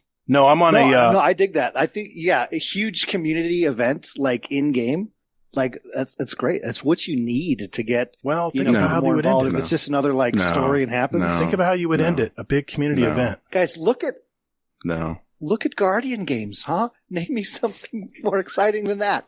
Okay. Try. Go ahead. Try. No, everyone's asking me while I'm moving around. Wait, I'm on it. Wait. No, hold on. I'm on a balance board right now. I got one for you, Bonfire Bash. No, even better than that. Oh, God. Even better than that, though, is the one that we were doing for the Elixni. How we gave him like a bus and a garden. Oh, God. That was the biggest letdown ever. Yeah, that was a filler. That was totally filler. I'm talking about the biggest community event ever at the very end of this wrapping everything up. Yeah, that we can't fail because Bungie won't let us fail. Needs to be included. Well, we won't fail. Legit though, if they did, just Bungie? like if we didn't reach that and they just rolled credits and legitly deleted everyone's character, that'd be amazing. Bungie would never do that. God. They'll move the goalpost. I swear to God. They'll move the goalpost. I swear to God. If they do that, I will not participate. What? I will not, because I want to see us fail.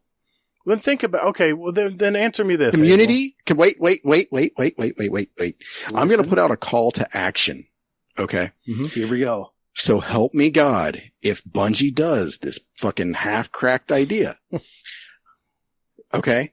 I want everybody who listens to this to not do the event. Why would you not do the event? It's the one-way thing to bring us all You heard together. it here, listeners of a Destiny podcast. Don't play the game. They said in the showcase, we play the game. They said in the showcase, we would all have to come together. We would all have to come together, all hands on deck. That makes sense to me. What are we, the Beatles in a dark room? I don't know. think so, buddy. I'm just saying. I was listening to their lingo. I was looking into what they were saying. It was very cryptic how they were saying things. It may not be enough. Okay.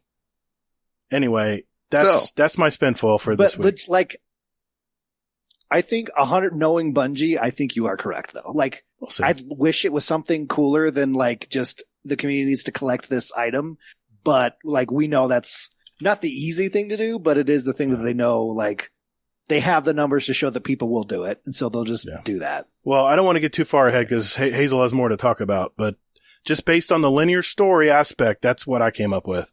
All right, my spinful is my spinful hat's off. Go ahead, Hazel. What else we got coming? And I loved it. It was great. After the final shape. Well, I mean, you gave your philosophy. Mm-hmm. My thought it is going to be pretty much what happened in The Taken King. Is basically, we're going to fight the witness in the campaign. It's going to go away. We're going to fight the witness in a raid. Kill him there. Yeah. So what else is coming down the pike, Hazel? Yeah. But yeah. What's going on? Hey. So like I was saying before I was so rudely interrupted.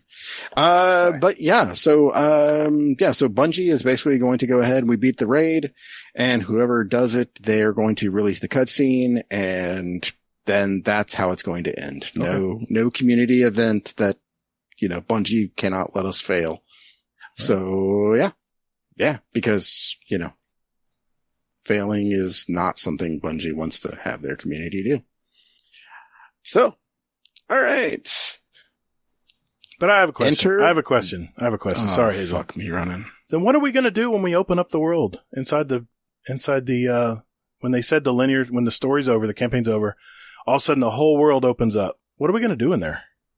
Shoot shit. Well, if you look back, like when Forsaken happened, which to this day I still think is the best Destiny's ever been. Go right?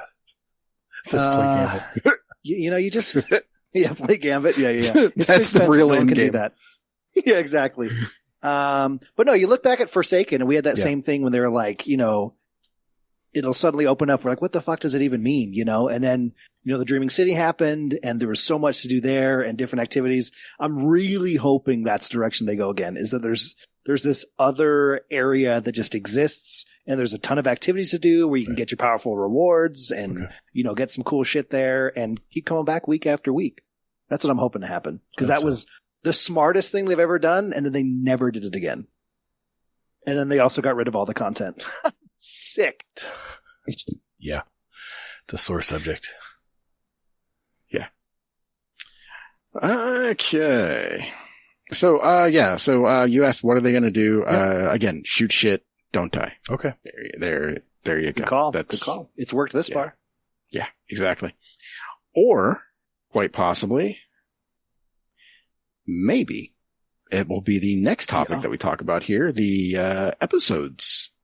So, Bungie will be releasing 3 episodes, which are going to consist of 3 acts. And Phantom Menace, Attack of the Clones. Oh. Nailed it. Yeah. Enema of the Phantom. Yeah.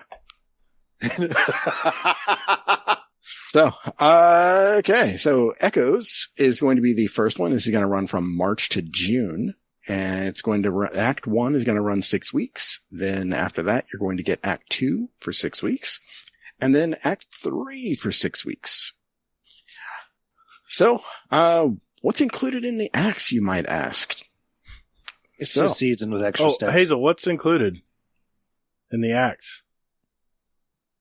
Sorry, I was looking at something. Well, what the acts are going to include is a new exotic weapon for the overall arc of the act here. Or, sorry, for the episode. Then you get a new exotic mission as well. New quest for all 3. You're going to get new story for all 3 acts, that is. You're going to get a new activity in all 3 acts. And new weapons, new artifact mods, more season pass ranks, seemingly, ? And pass rewards. But no new armor. And pretty much that's what happens with all 3 seasons. So the other one is going to be Revenant, and it's going to be run from July to October, and then November to February is Heresy. So Echoes seems to be a Vex-themed episode. Revenant will be a Scorn theme, and Heresy will be Hive. So the first act will have actually, looks like 25 ranks. And then the second and third acts will have 50 more ranks. No, they said 100 on... No, I'm sorry, 100. So it's 100 up to 200. And then 50... Yeah, 100 on the first, and then second and third acts will have 50. 50. 200? Yeah, 200 pass ranks split across all 3 acts, yeah. Take it. And I think it's really manageable, you know. There's definitely people that are, they hit that pass and they're at rank 300, but there's people that barely make it every time. So I think that's good. Sure. I like that. I mean, what are we on day... Also, how much... 5? I'm ranked 30 already. Yeah, but you bounty... How much is 1,500 silver in the store right now? 1,500 silver. 1,500 silver is... Yeah. Probably $150, I'm guessing. 1,500 silver? No, it's $15. 15. Okay. So each act is $15. 150,000 would be 150. Yeah, that's what I thought he meant. I thought he meant he was going to buy the ranks. Hard. I was right. It's just seasoned with extra steps. Cool. Good. Yep. Just with a new fresh coat of paint on it, folks. But the thing is, though, is that I'm sure that the story is going to run all 6 weeks, though. Yeah. And then you get another 6 weeks. I'm sure you're right. And then you get another 6 right weeks. into the next one. It's going to be heavily narrative based. How long's the season right now? 9 weeks. 9 to 10 weeks. Okay. So it's taking it's basically the same thing. You're just minimizing the length of time so you don't have that. Because that sounds about usually the last 2 or 3 weeks of the season. Everyone's like, all right, well, we did it. 63. So, actually, it's longer than that. It just makes the time in between. Yeah. 100 days? Well, the seasons are typically 3 months, 3 to 4 months. Okay, so that's 90. Cool. Yeah. So this is cool. Approximately. Yeah. This just lets you get in and do everything without having to come back for 3 months or whatever. I like that. That's really cool. Yeah. So, what do you guys think about this? I'm going to throw it to you guys first. For the same price. Go ahead, Fudd. What do you think about the seasons? Or episodes, sorry. I've been throwing it out. Yeah. Let's not call it by the wrong thing, huh? Sorry. Sheep in wolf's clothing. I don't know why I threw that out there. Weird. I'm reading it. It's legitly, it's a good idea. Decrease the amount of time in between these content releases. You can keep people engaged longer, which is what you want to happen, especially when you're creeping up on your, the huge expansion, for Destiny 2. As long without actually seeing what these new quests are like, if it's literally just go shoot X amount of things, that's going to suck. But if it's legitly, with cinematics and some good story and it progresses things forward, I think this could be a really cool direction they're going, if obviously done correctly. Yeah, Bungie did on say paper, that, it sounds great. Yeah, Bungie did say that these are going to be basically standalone stories that seemingly are not quite connected or in order anyway, and that they will have cinematics and things like that too. Oh, cool! A lot more than. But yeah, I think it's all right, man. Yeah. All right, Gator, what do you think? It keeps things fresher, faster. Here's what I think they're doing.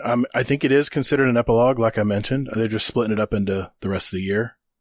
Because if you look at what they said in the showcase, Hazel, is they said it's the consequences and reactions to the final shape. That is an epilogue in my book. That's how you end the year. And I think possibly with the next 3 episodes, they could be going on things that we talked about in the past, like Shaxx and the Battle of Six Fronts. We talked about all the past stuff that these characters did. They could be pulling a Disney here. They could be setting up and doing character building for these characters going into the next iteration of Destiny, which will probably be February of 2025. My biggest thing I was talking about last time was how are they going to transfer people from the end of the game, which most people are going to say, I'm out. Final Shape's over. I'm done with Destiny. I'm out.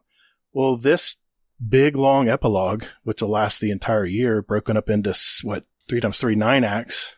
I think what they're going to do is they're going to try to build up a new base of players. They're going to go deep into stories. Could be Ikora, could be Shaxx, could be Zavala. I mean, they have Keith David. They're bringing him in, so maybe they're going to do some character development with Zavala. I was looking at the names of these Echoes. I don't know. It shows Vex. I don't know what that could be, but Revenant, I looked it up. It's one that returns after death or a long absence. Don't know what that could be. And Heresy, someone who's a nonconformist, has opposite beliefs of everyone else. I thought it said Hennessy. I'm sorry. I don't have enough tonight. I'm out. But I don't know. I think you've had too much. We talked about in the past about having story moments and doing like Disney's doing. Like Disney's breaking down The Mandalorian. It's breaking down Boba Fett. It's breaking down a lot of these stories. Like it's Ashoka now. In the worst way possible, yes. I don't think so. Okay, well, I love the way they're doing it. I love these origin stories, the way Disney's doing it right now. Especially for the younger people who didn't see the original Star Wars. Are you still on the line that like Destiny 2 is going to end after this and then it's a new game? Or because they've been saying, well, the big thing is they've just been saying this will be the end of the light versus dark story. Yes. Which I don't think means it's another Destiny. I think we're just there's no reason to launch a third game or Destiny Online or whatever.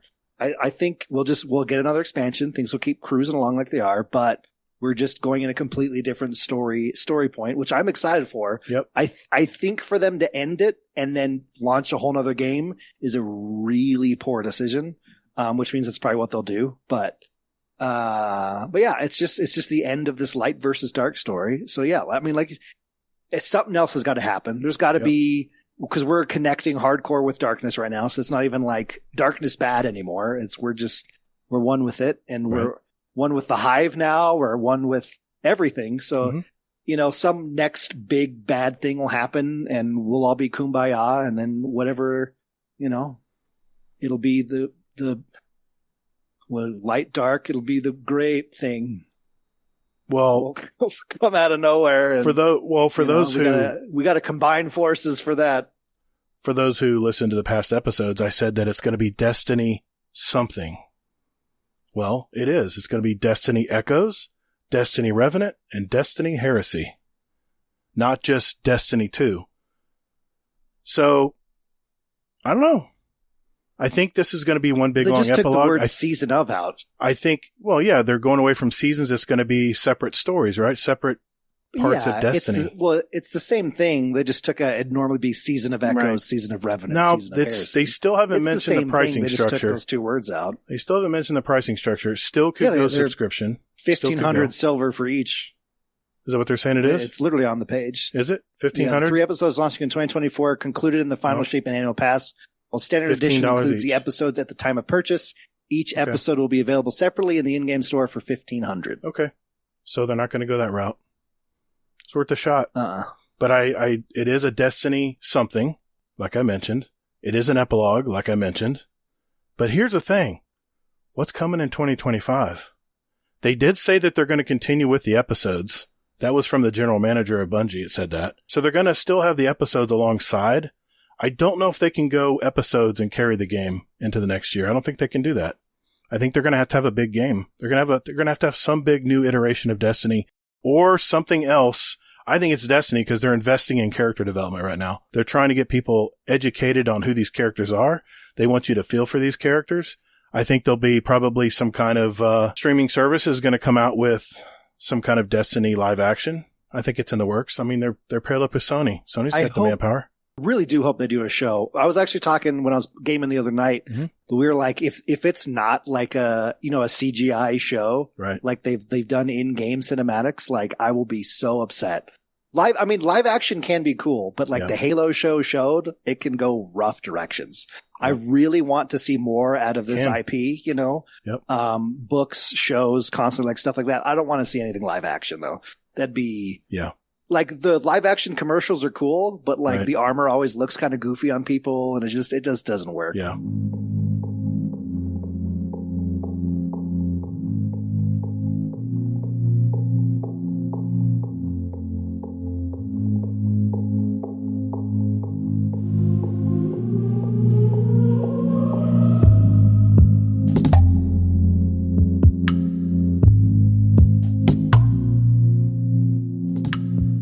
Hello, this is Admiral Nips from Potato Thumbs Podcast. You're listening to Guardian Downcast. And while your state sucks, you're still probably a pretty decent person.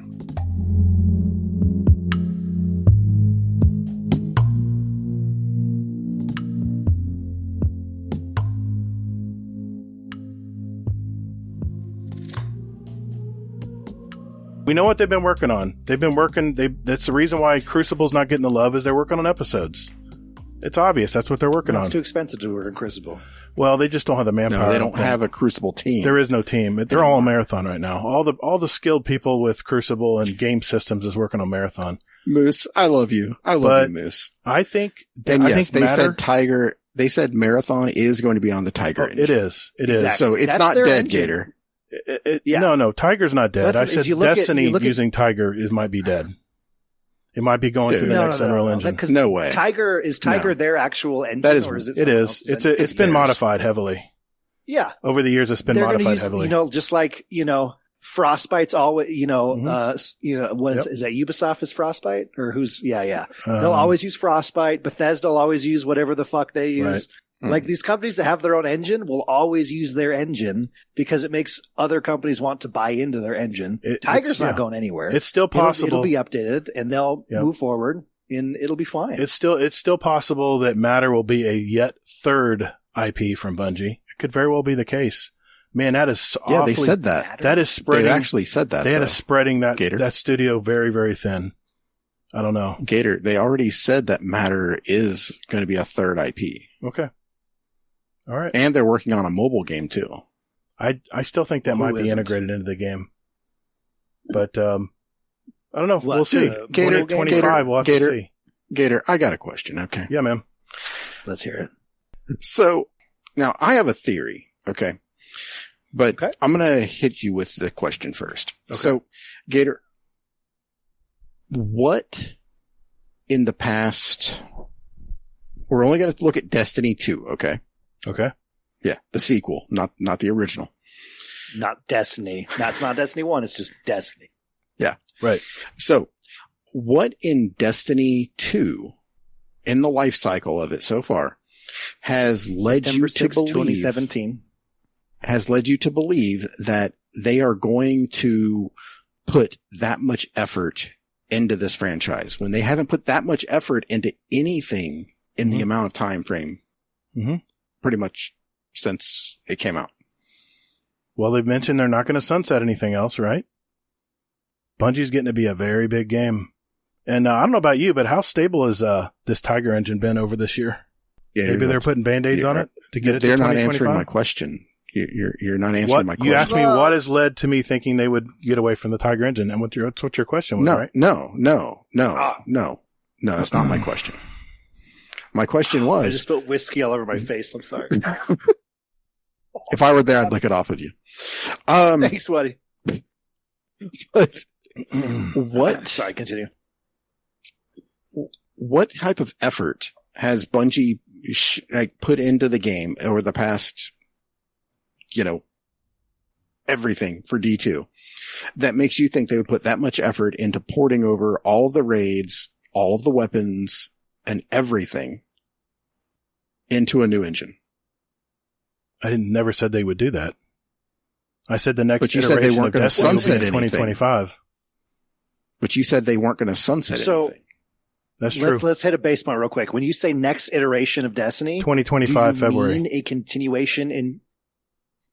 Okay, let me finish my question first. When you say next iteration of Destiny, do you mean a new game or do you mean new game after we move forward from this story? Okay, new game, right? Mm-hmm. You don't think they're going to bring over everything from Destiny 2? I don't know. Which is, we're all aware, I don't know. Was a terrible decision to do from Destiny 1 to Destiny 2. The losing everything was terrible. It ended up good years in because we had all this new cool shit. Right. But that was really rough at first. You think they're going to do that again? I still think they are. I think they're going to do it in 2025. And then have us buy it all back. No, it's going to be a new game. New weapons, new everything. Then we're going to have to buy it all back, The moon's I don't back know. for the third time. I don't know. What I'm saying is that I think all of us can speak here and say that a Destiny reset may not be a bad thing. We've been playing this game for 10 years. It needs a reset. There are wizards on that moon. But if you reset it, don't bring nothing back. Well, that's up to Bungie. I can't speak for them on that. No. I don't think they should. No. I think it should all be new stuff, right? So help me God. But see, that's the thing, though. Then they're pissing on everything that they've done if they do that. The servers will still be open for Destiny 2. The other thing is, just like Destiny 1's available right now. They have to commit to that. This bringing everything over from Destiny 1 over time as paid content has really pissed me off.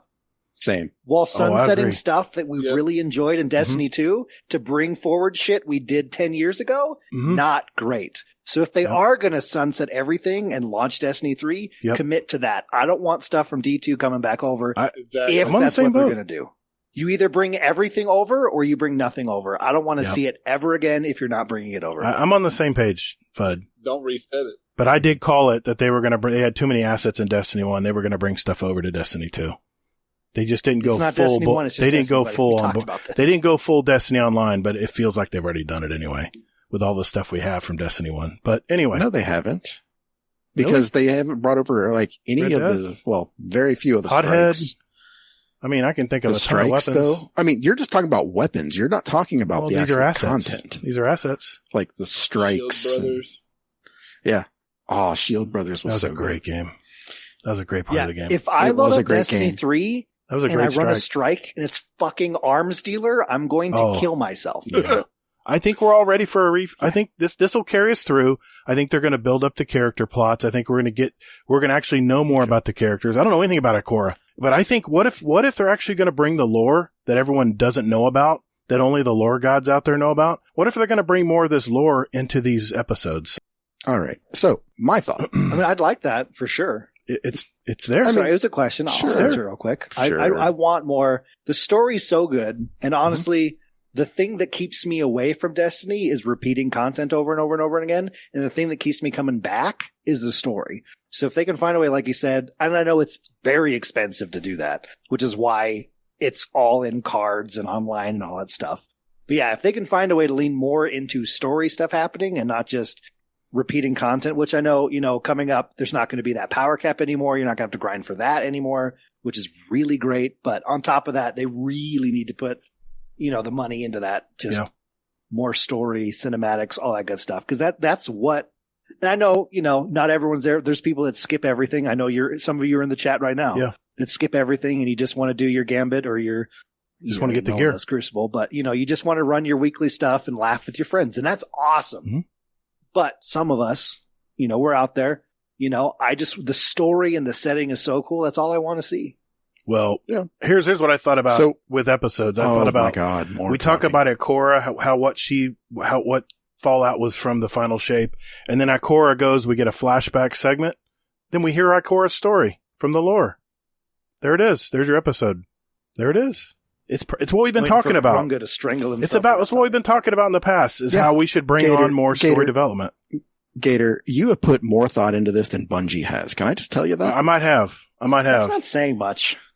I might have. Here's the thing. Okay. Here's what I think is really going on with Bungie and this game is that these past seasons have basically been Bungie experimenting with us to find out what the MVP is that we are willing to accept.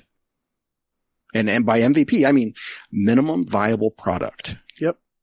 Because the over delivery. Basically, exactly. Yeah. They don't want to over deliver. And that's the reason why everybody thinks this season is fucking great, because it's more than we had last season and the season before that and the season before that. Yeah. So you know what's going to happen next season though? Is they're going to give us less than they did this season. Oh. They're going to try to find the right balance. It's the season before. It's the last season before Final Shape. You really think they're going to do that? Yeah, I do. I think they're going to give us a little bit less than they give us this season because they're still trying to find that nice balance point between the amount of content and over delivery. If that's the case, sucks. It's going to be the slow death of a studio because someone else is eventually going to make a game as good as Bungie. Where have you been for the past year? What do you mean? For real?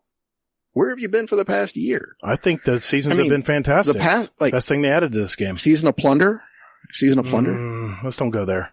What about last season? I had fun doing last season. How much did you play? The Ghost. How much did you play? I played quite a bit. The Ghost of the Deep was my favorite raid. Now, how much of that game time was enjoying seasonal stuff? Or was it just playing with people in the community, the things you've already done over and over? No, I did everything in the season. I maxed out everything in the season. I did all the stories. So that doesn't mean that's not answering my question, though. So, Gator, you said that you played less last season. I did. I would be curious to see, did you play less last season or did you play less during Season of Plunder? I played definitely less in Season of Plunder. I did exactly what I needed to do in Plunder because I did not like that. I did not like that season. I mean, I still got the nice pirate helm for my Titan. He looks badass. So you realize that's in a year, right? I mean, that's in 1 year. Bungie has, dude, it's an experiment. You know, they are trying to find the minimum viable product that we are willing to accept as a fan base. That's how you end as a studio. And then they're going to give us that same amount of content every time. That's the thing that has me worried about the episodes, because that is that's super ambitious. I mean, Bungie has never done anything like this, and they have never shown that they can do anything like this. That's true. Well, I mean, what do you think the episodes, what do you think they're going to be? Are they going to be character development? Are going to be basically, no.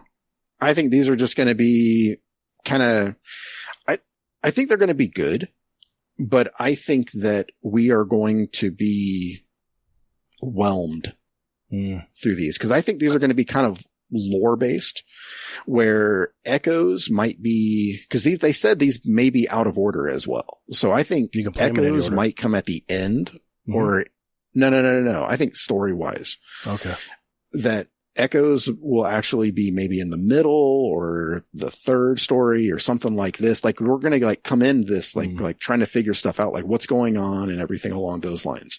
And then we're going to have Revenant, and then Heresy is going to kind of tie everything together, which hopefully will feed into the next big thing that comes out in February. Yeah. I mean, I think if they're smart, what these will be is there's a few storylines that haven't really been cleaned up.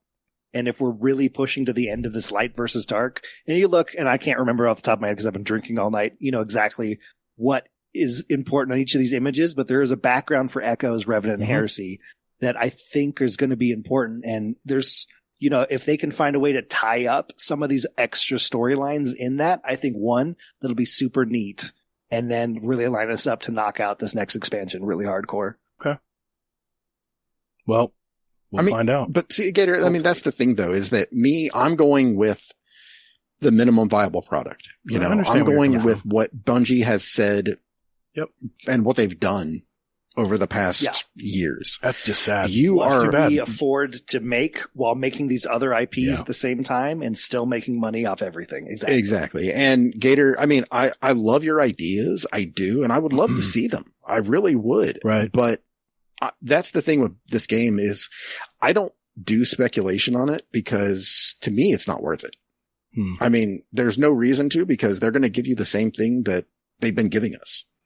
To expect more than that is going to be okay. I think you're setting yourself up for. It could be. I'm the Destiny shill, man. That's my part in this podcast. You're the realist. I'm the shill. And I love it. It's the way it's always been. I've always, ever since I played the original. You need people to still be excited. Destiny. Sorry. Not Destiny 1. Destiny pulled me back into gaming. I almost gave up on gaming. I was so burnt out and so tired of doing it. Even with friends, I played every night. This game brought me back to gaming. And it would be really sad if they just milk it with these episodes until it dies off in the sunset when there's not enough players to support it anymore. I don't think it's going to be that. I don't think it's going to be that they're just milking it. I think there's a point to the episodes, obviously. Mm-hmm. Yeah, for sure. But, I mean, it's going to be one of those things. We'll have to wait and see what happens. Yeah. Okay. Well, we've been on that topic for a while. Is there anything else we want to mention as we move on here? So I really love you guys, and that's one of my favorite parts of this podcast. Is Gator's always incredibly excited about things, and it's infectious. I just have hope. You know, Hazel shits all over his dreams. I just have hope, and Hazel squashes my hope. No, and that's good. You need that, man. Do you hear how I just see the both potential sides of of that, this which game. is what makes it so good. Yeah. Well, that's the thing is both of you have been right at different times. It's, it's great when that happens, you need both. And you don't want a podcast where everyone's just like, everything's sunshine and rainbows. Yeah. And you also don't want a podcast because we've seen those and they failed where everyone's just like, fuck everything about this. I don't even know why I do this podcast sucks. every week anymore. I hate everything. We've been on that. Yeah, exactly. We've been on that path the last couple of weeks, and I told myself I was not going to be negative this week. So. Yeah, that's cool. It's great to have both sides of that, man. Yeah. That's what makes you guys so good. I just have hope. I just want to throw it out there. Bungie made a great thing here, and I just hope they don't shit on it. I really don't. See, I save my hope for things that are more important. I get it. But anyway. Like what? Let's get into that. What are you saving your hope for? Let's break it down. What I really want to talk about. Let's break it down.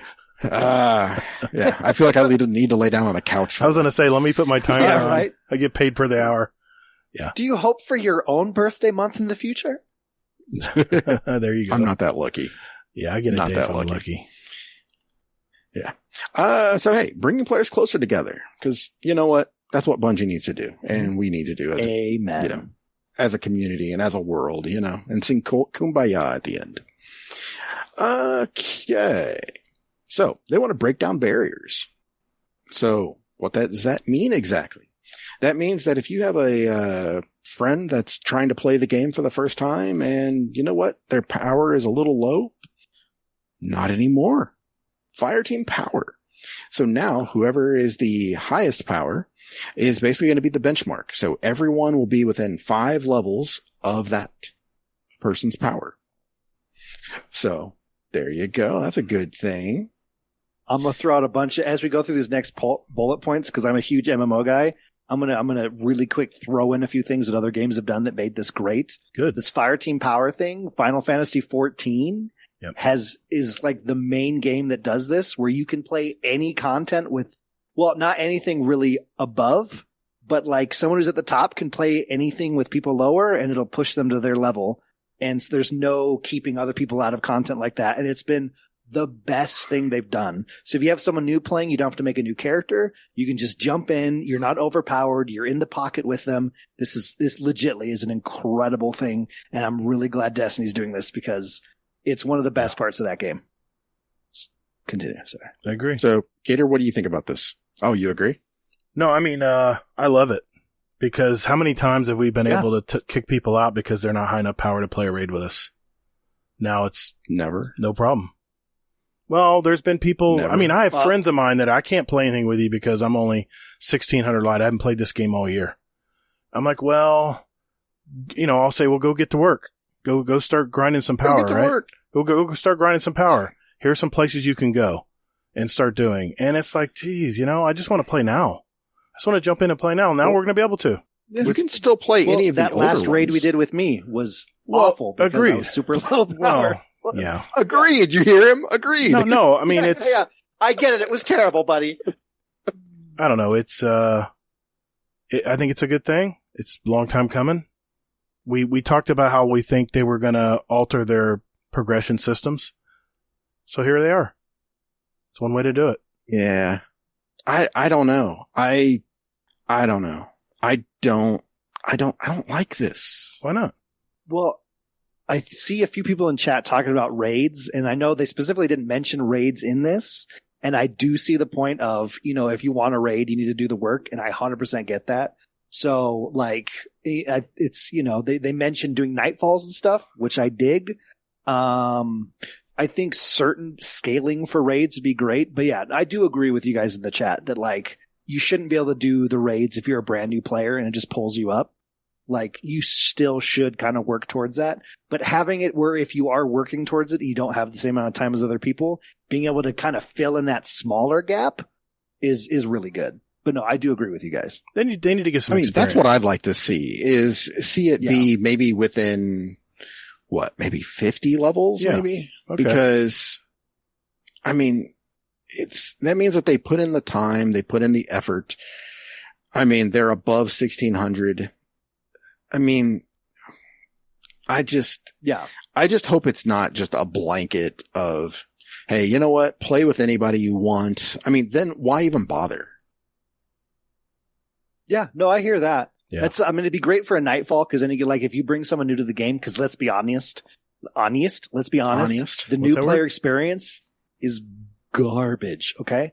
So if you can bring a new player in and be like, hey, this is what a nightfall is, so they can see what a strike even in their first play session to see what a strike looks like, they go, oh, this is cool. Because yeah, I tried to get my wife into the game and she gave up about 30 minutes in because she's like, this is really boring. There's nothing going on here. So to be able to pull people in a nightfall out of the gate, that'd be cool. Get people excited and see what kind of end game content can look like, but not raids. This is going to be great for people who want to Sherpa people, who want to bring them in and show them what Destiny's about. It's going to be good. And for friends. Gator just did not listen to anything you just said. No, I heard what he said. Yeah, he didn't say raid Sherpa. He just said Sherpa people into the game.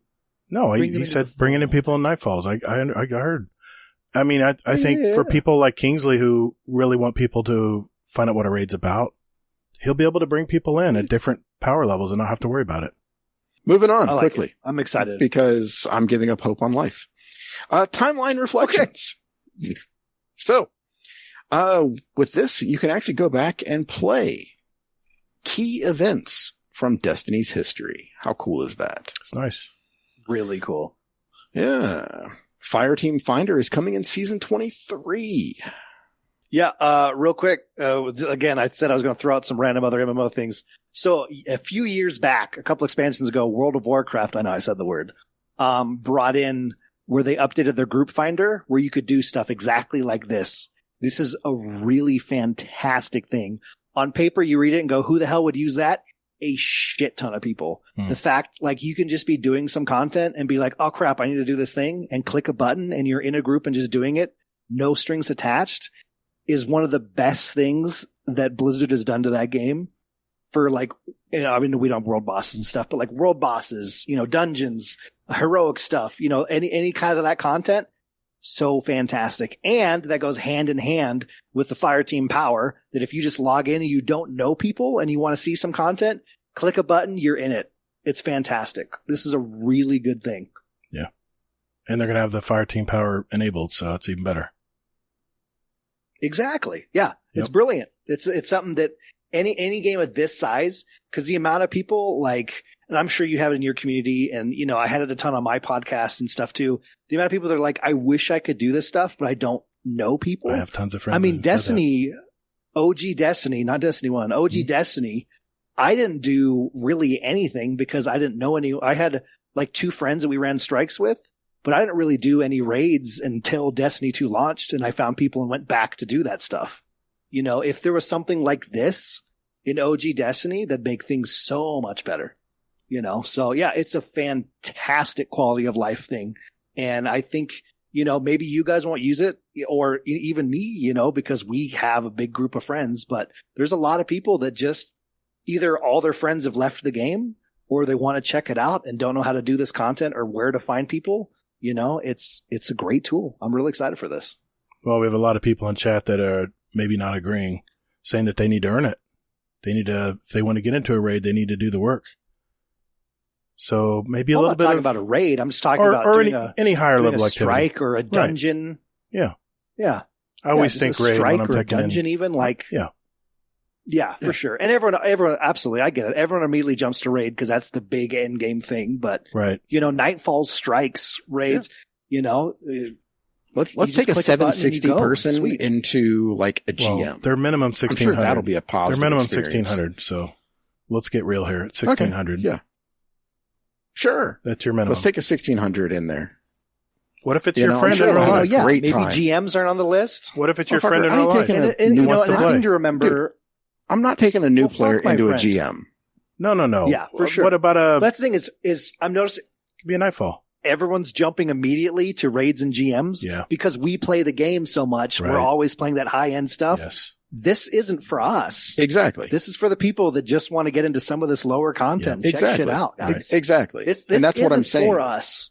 Is that... That's true. This is just a blanket thing, it seems. At this moment. And I don't know. I'd like to see a little more nuance to it. So. I would definitely, I'd like to see more information to know what is available in the list. Because again, I agree with everyone that says you shouldn't be doing GMs and raids with Fireteam Finder or Fireteam Power. I 100% agree with that. And we don't have what's available to that. So this could be a completely different conversation when they give us the list and all that stuff's just on there. Because again, if you have a brand new player who's never done anything getting pulled into King's Fall, it's going to be a rough fucking time if they don't even know how to play the class, you know? Yeah. So start them out slow. Exactly. Start them out on a Nightfall. Yeah. So here, these are champions. And that's what I think this content's mostly for, is to do Nightfalls and that kind of stuff. Yeah, here's your artifact. Let them go through Guardian ranks. Yeah, help them go through Guardian ranks. Like Gator saying that he's not going to play with his friends because, they're not power enough. No, I'm just saying a lot of my friends are giving up. No. They can't keep up. But see, to me, it's not about that. To me, it's about, if I have a friend who wants to play the game, then I'm going to be like, hey, you know what? Let me go ahead and I'll play with you. I'll run some strikes, campaigns and shit like this. It's just kind of being a bro. Yeah. Can you matchmake the campaign currently? Yes. Well, no. I think there's not So that's what this is. If you want to, even if you want to do, I'm sure everyone will be like, fuck the legendary campaign doing that with randos. But, if you want to do legendary campaign and queue into that, or just do the regular campaign, you don't have friends and you want to do it with other people, that's what this is for, Well, I hope we're not seeing GMs and raids, but everything, campaign, strikes, all that stuff, I was interviewing, I'll give you a point here. I was interviewing John the Bounty Hunter on my other podcast, Destiny Help Desk, and he said, I just filled in to take a spot in the raid. Rasa invited me in, and I got pissed because I didn't know what the hell I was doing, and I was getting killed. I was getting one shot from Scions, and it made me mad. It made me, okay, fine. I'm going to jump in here, and I'm going to learn how to play this game. I'm going to move up into the ranks, and now he has 3 18-10 characters. That was a year ago. So that's where... Yeah, but how many other people have the opposite effect, though? Where they go in, and then they get absolutely slaughtered, and they're like, fuck this game. It's possible. At least they aren't going to get one shot by a Scion. And at least it gives a little bit of room where someone can teach if they wanted to. I'm not saying that's going to... you don't want to bring someone who's never raided or never played Destiny at all into a raid. But maybe bring them into a Nightfall and explain what champions are. Explain how you got to stun the champion with this mod that's in your artifact. You need to unlock this on your artifact so you can stun and you need to use this weapon to stun them. It's a good teaching moment for the new player. And I know I always advocate for the new player. It's a good idea. Now, I think... Well, someone needs to advocate for the new player because Bungie's not. Boy, isn't that the truth? Isn't that the truth? We know Hazel's point on the new player. Yeah. It's very apparent. I'm okay. I know. I know you, kid. Appreciate the new player. Yes. Listen, the new player isn't in Patreon, and Hazel hates that guy. All right, I get it.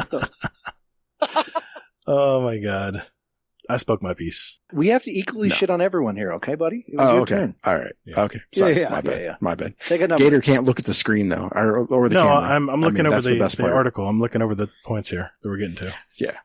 So, okay. So pretty much, there's, that's mostly everything there. Right now, well, actually, if you're listening to this live, the Witch Queen is free. So go ahead and take advantage of that. Aside from that, you can pre-order the shite, get the shite. It'll be waiting for you. All that good jazz. There we go. And with all that being said, what do you all think about this showcase? I wanted to mention, they do have a bunch of discounts going through September 5th right now. I don't know when this podcast will come out. I think it'll be before then. So September 5th, there's a lot of sales going on with the DLC in Destiny right now. Destiny 2, I should say. So if you're thinking about trying Shadowkeep, you want to learn that story or go back in that story, they've got some pretty good sales. I think they said like 60, 70% off. Just incredible price drops. So yes, it's old content for us, but if you're jumping into this game for the first time, there's a good time to jump on it and get some of the content. If you've tried out the free to try part of the game and you've decided you want to get into some of the content, there you go. They mentioned that. Okay, so now, Gator, what do you think of the showcase? Pretty much what I expected, except for the episodes. I thought they would have one big, when I talked earlier, I thought they'd have one big epilogue, like that big season after the campaign of the final shape.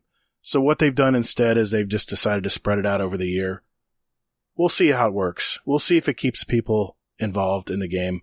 I hope it works. I really do. And if they get into character development, I'm all for it. As far as the, they talked about the season coming up here.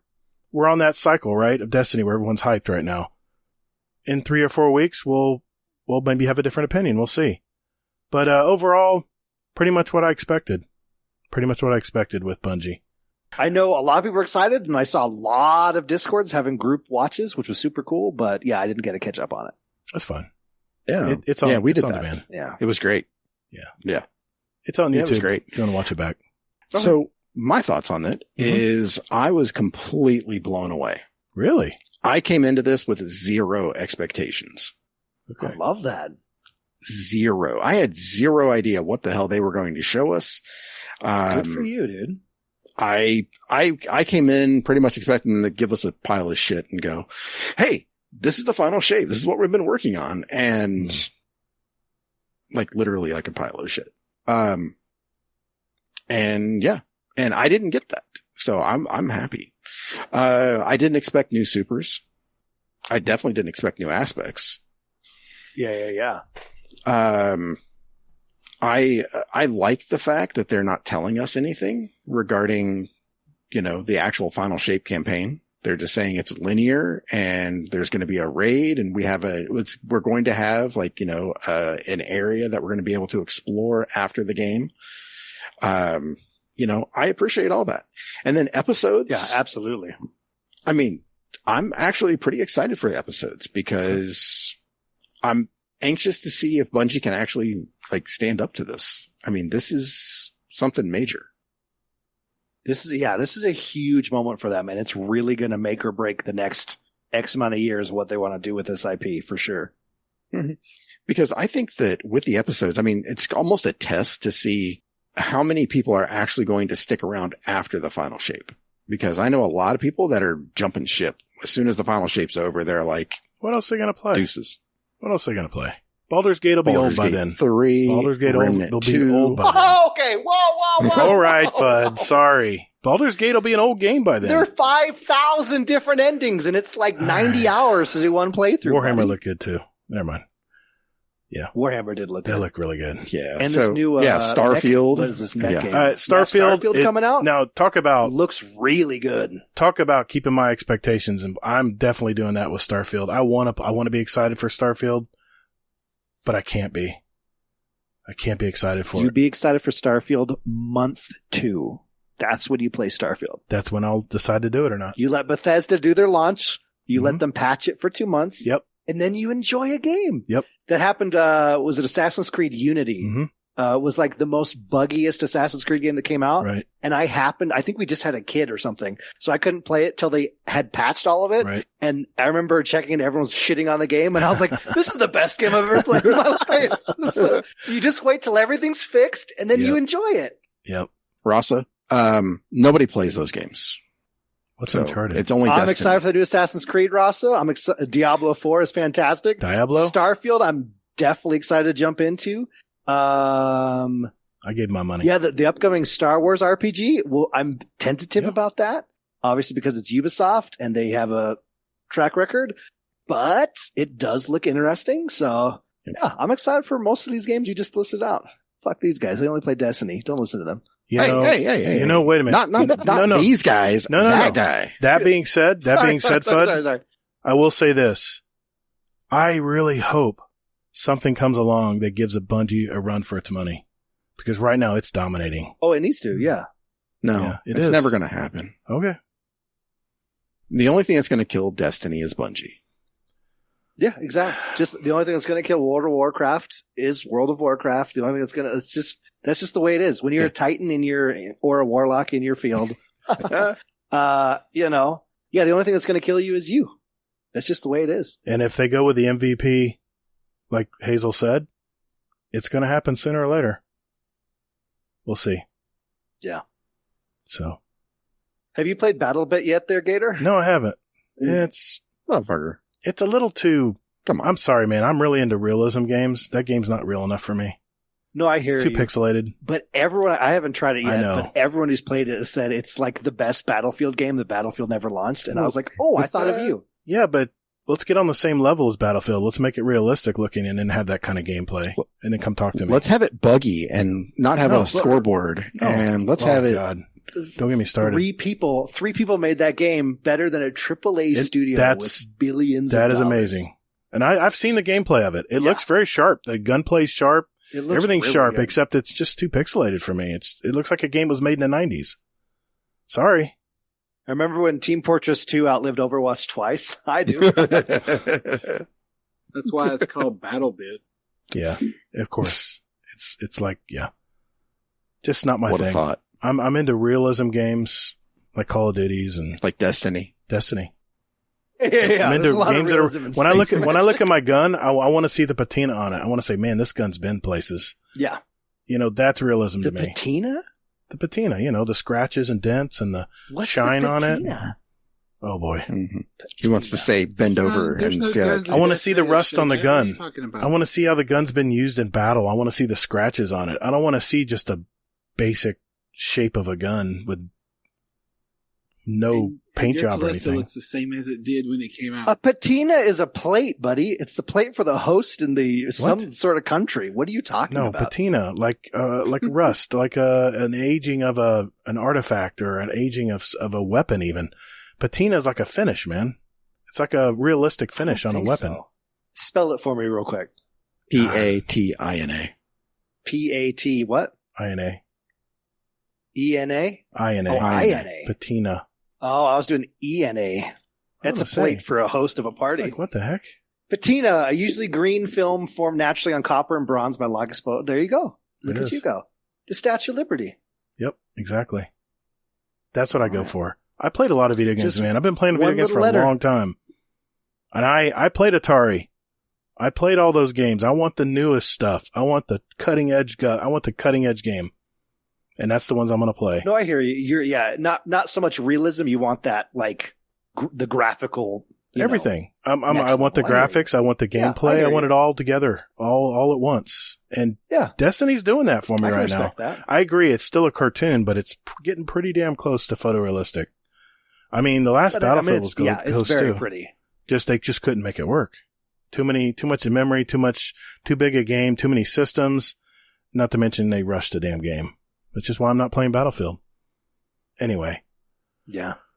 All right, we lost Hazel. Dude, your Battlefield podcast in anticipation for 2042? Oh my God, dude. That was, that's how you learn, right? I learned my lesson on that. For I learned my lesson on that podcast. Yeah. Yep. Hey. Yeah, thanks for ending it the week before I was going to be on it. Really nice. Well, once I saw the light and once I played the initial game, I was like, this is crap. I can't podcast about something I think is crap. I can't do it, man. So I ended the podcast. It killed me because I loved it. You podcast about Destiny every week. I love Destiny. That's why I podcast about it. Let's get some Discord questions and some questions from our community. Let's do it. We'll do that right after this. Hazel, how are you feeling about this direction?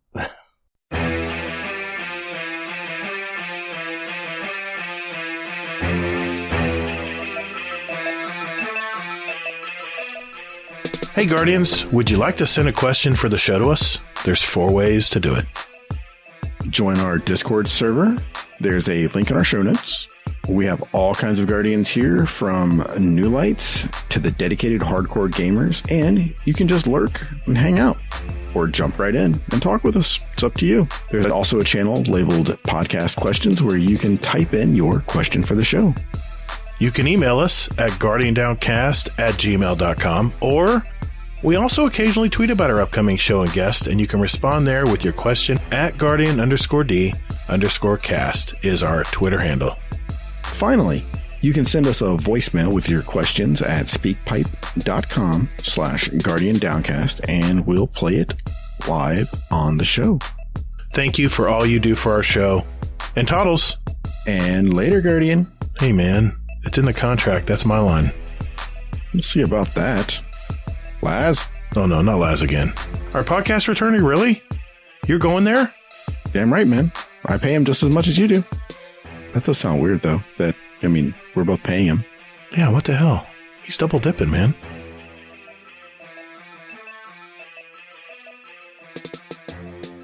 All right, boys and girls, it's that time of our show where we get our questions from you. And we have lots of speak pipes tonight. We have a lot of questions in our Discord as well. I'm going to start off with a speak pipe here, and this is from... this is going to be good. Mr. Moose. Howdy, lads. It's me, Moose. And Hazel, you're in trouble now. I told you this was coming. I warned you this question was coming back since you decided to delete it without answering it. Sorry, man. I forgot to edit it. So, for you arachnid lovers out there, and I do mean you, Hazel, is a octopus just an aquatic spider? They have 8 legs, they have segmented bodies, they just happen to be a bit more squishy than crunchy. So, yeah. How's that, Hazel? I know you decided to just kind of ignore my question last week, but now you gotta deal with it. Deuces. What do you think, Hazel? Sorry, man. I meant to edit that out when you deleted that question. My bad, dude. No, you didn't. No, I owe him one. I should have deleted that. Mm-hmm. Mm-hmm. And fun fact, I actually did not delete your question. But now I will, because I will answer it now. So, yeah, sure. I'm just going to leave it at that. Okay. Nice. No visualization. Yeah. Octopuses are smart. Spiders are dumb. All right, let's go one more. I got one here from Spartan Gamer. It's a newer member of our community. Here we go. Hey guys, Spartan Gamer's here. I've been listening to y'all for a hot minute now. Love the podcast. Y'all have been fantastic. And I've got a little spinful hat theory here for the final shape. Now, in the lore for the Witness, we saw in the cutscene that the Traveler was, essentially partially encased in the planet for the Witness, right? And we don't exactly know how it got there, and the veil is off floating in space or whatever. And my little theory here, right, is where the spinful hat part comes in. In the final shape, we might defeat the Witness, but in a last-ditch effort, it takes the Traveler and encases it in a planet and sends it off into back in time using that kind of technology and everything with the Vex and whatnot. And it would lead to a kind of loop that is created where the Witness will always be formed because the Traveler was shot back in time. Now, there are probably some plot holes and whatnot that are along this theory, but I'm wondering, what are y'all's theories, or what do y'all think the story could be for the final shape? Now, with the showcase having just come out and everything like that, we see the plan for afterward with the episodes and everything like that, and it looks pretty good. But I'm just wondering, what is y'all's take on the possible lore or what could be happening after the final shape, story-wise? Thanks, Spartan Gamer. Appreciate your question. Yeah, thanks. Fudd, Hazel, anybody?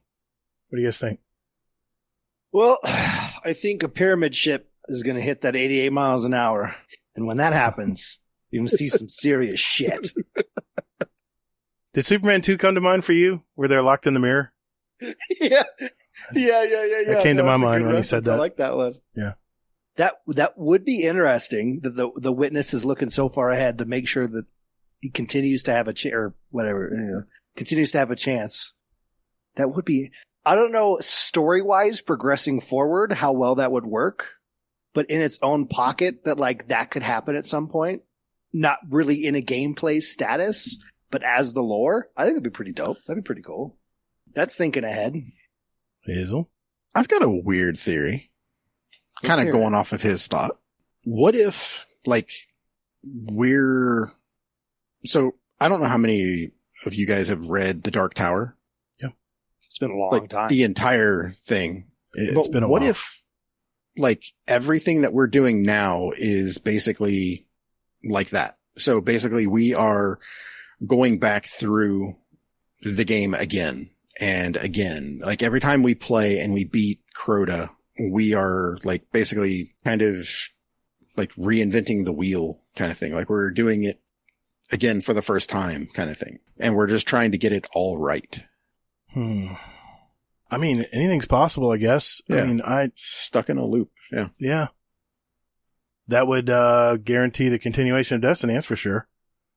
Maybe we try to get it right this time. Actually, what it would do is it would quarantine basically D2. That Destiny 2 is its own thing. And then Destiny 3 could come out, and that could be an all new thing with all new stuff. Or Destiny Online. No, not Destiny Online, because that shit would be revised. Done. Right. Yeah. So. Okay. It'd be cool lore wise, but gameplay wise, I wouldn't want to see that. But as because again, they're ending the light and dark story. Mm-hmm. So the fact that just kind of ends, it'd be kind of a weird thing to end it in a direction to be this will happen again in 10 years, but we wouldn't have to play it again, but right. Pushing it that direction to just get away from it. I mean, it wouldn't be an awful way to get rid of the story, Be a way to quarantine Destiny 2. I get that. Okay. All right. Let's hop on the Discord. What do you think, Gator? You didn't answer. I kind of did. I mean, I said, yeah, I mean, that could be I mean, who knows how it would end, but I mean, that could be a way of looping it or tying a knot in it, so to speak. I don't know. I like my idea better, but I'm open-minded to it. I'm open to it. Okay. I mean, it's a spinful theory, just like the many I've had. Yeah.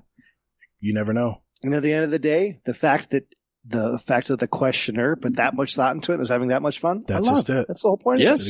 Exactly. We don't know till we're there, and it's just fun to do that shit. Exactly. Sometimes, unless you're Gator and I'm Hazel. Yeah. Well, the rest of us are really having fun. All right. Gator's endless optimism is just draining to me. But I mean, people like that. How he came up with a theory and things like this that's based in lore and fits and everything. Mm-hmm. It's there's no optimism in that. It's just facts. So. Okay. Question from Flex the Codmaster. I just like that name. Question for the show. Name. Do you think after the final shape, Bungie will bring back Sunset Planets, raids, and activities? Listen. If I don't get to play OG Leviathan again, I'm going to cut myself and go in a tub. That's all I'm saying. Oh God, man. Okay. Wow. That would be awesome. That's how I feel, okay?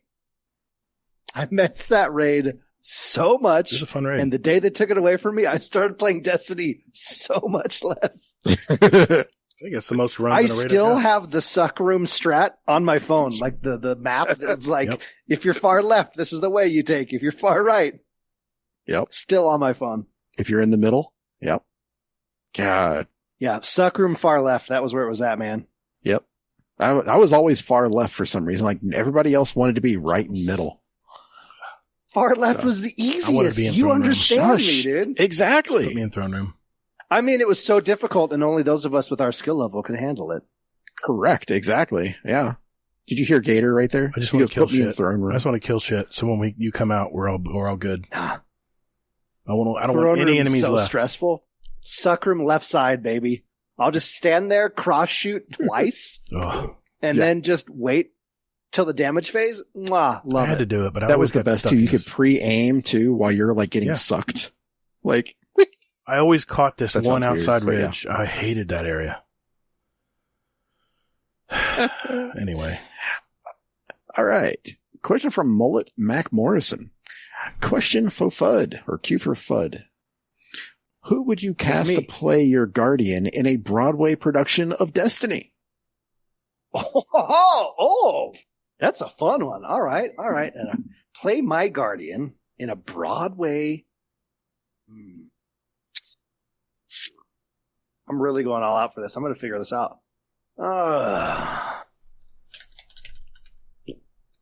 She's dead. He's dead. He's dead. Wow. It's Bernadette Peters. Dead. I know. I thought about that. That was a really good option. Because I play a female guardian. I don't know if she can sing, but like Charlize Theron, because she's shaved her head before, and like, I think that'd be great. Charlize Theron or Matthew Broderick, one of those two, I think would really fit the bill. That's awesome. Yeah. I'm gonna go one of those two directions. Okay, all right. I'll ask one more and then we'll hit up a speak pipe. How about that? Sounds good. Yep. Okay. All right. I already know the answer to this one because we've actually asked the same question before to Mr. Fudd. Average wants it that way. Question for Fudd. Hazel or Gator? One has to delete Destiny 2. Which one are you choosing and why? And you can't say neither, but you can say both. Oh, well, I play a ton of games, so it's easy if I'm part of it, because I'll just take one for the team since you guys have a fucking podcast about it. I'll delete it. I might just barely reinstalled it a couple weeks ago, so like whatever. Now, you have to pick Gator or myself, or both. Oh, okay. One of you. Well, I mean, the obvious choice, because it'd be more funny, is to make Gator delete it. Obviously. No, obviously, you want to give it to Buzzkill over here. You want to give it to Hazel. Well, the MVP guy. That's the easy out. But like for the laughs, the guy who loves the most. I have a ton of alt accounts. I'd be fine with it. Because that would force you to play games with me sometime. Oh, that's true. I'd be okay with that. But he'd be doing Iron Banner, and he couldn't play with you then. Instead of raiding with me, yeah. Oh man, that cuts deep. That will never die, baby. God, what was I thinking that day? Jesus. Whew. You weren't. I wasn't. You're thinking about cutting me real deep. I was thinking Iron Banner. I was crazy about Iron Banner, I guess, back then. I don't know. Dude, let me tell you, though, when we did that raid, that was probably the most fun I've ever had. You missed out hardcore. Oh, man. Man, what a good night that was. Well, we've made up for it since. We absolutely have. Yeah, we've raided a ton together, and I appreciate you. Yeah, man. Well, Steph. All right, let's do a speak pipe. This is from... so many here. Get one here from Thing. Here we go. Hi.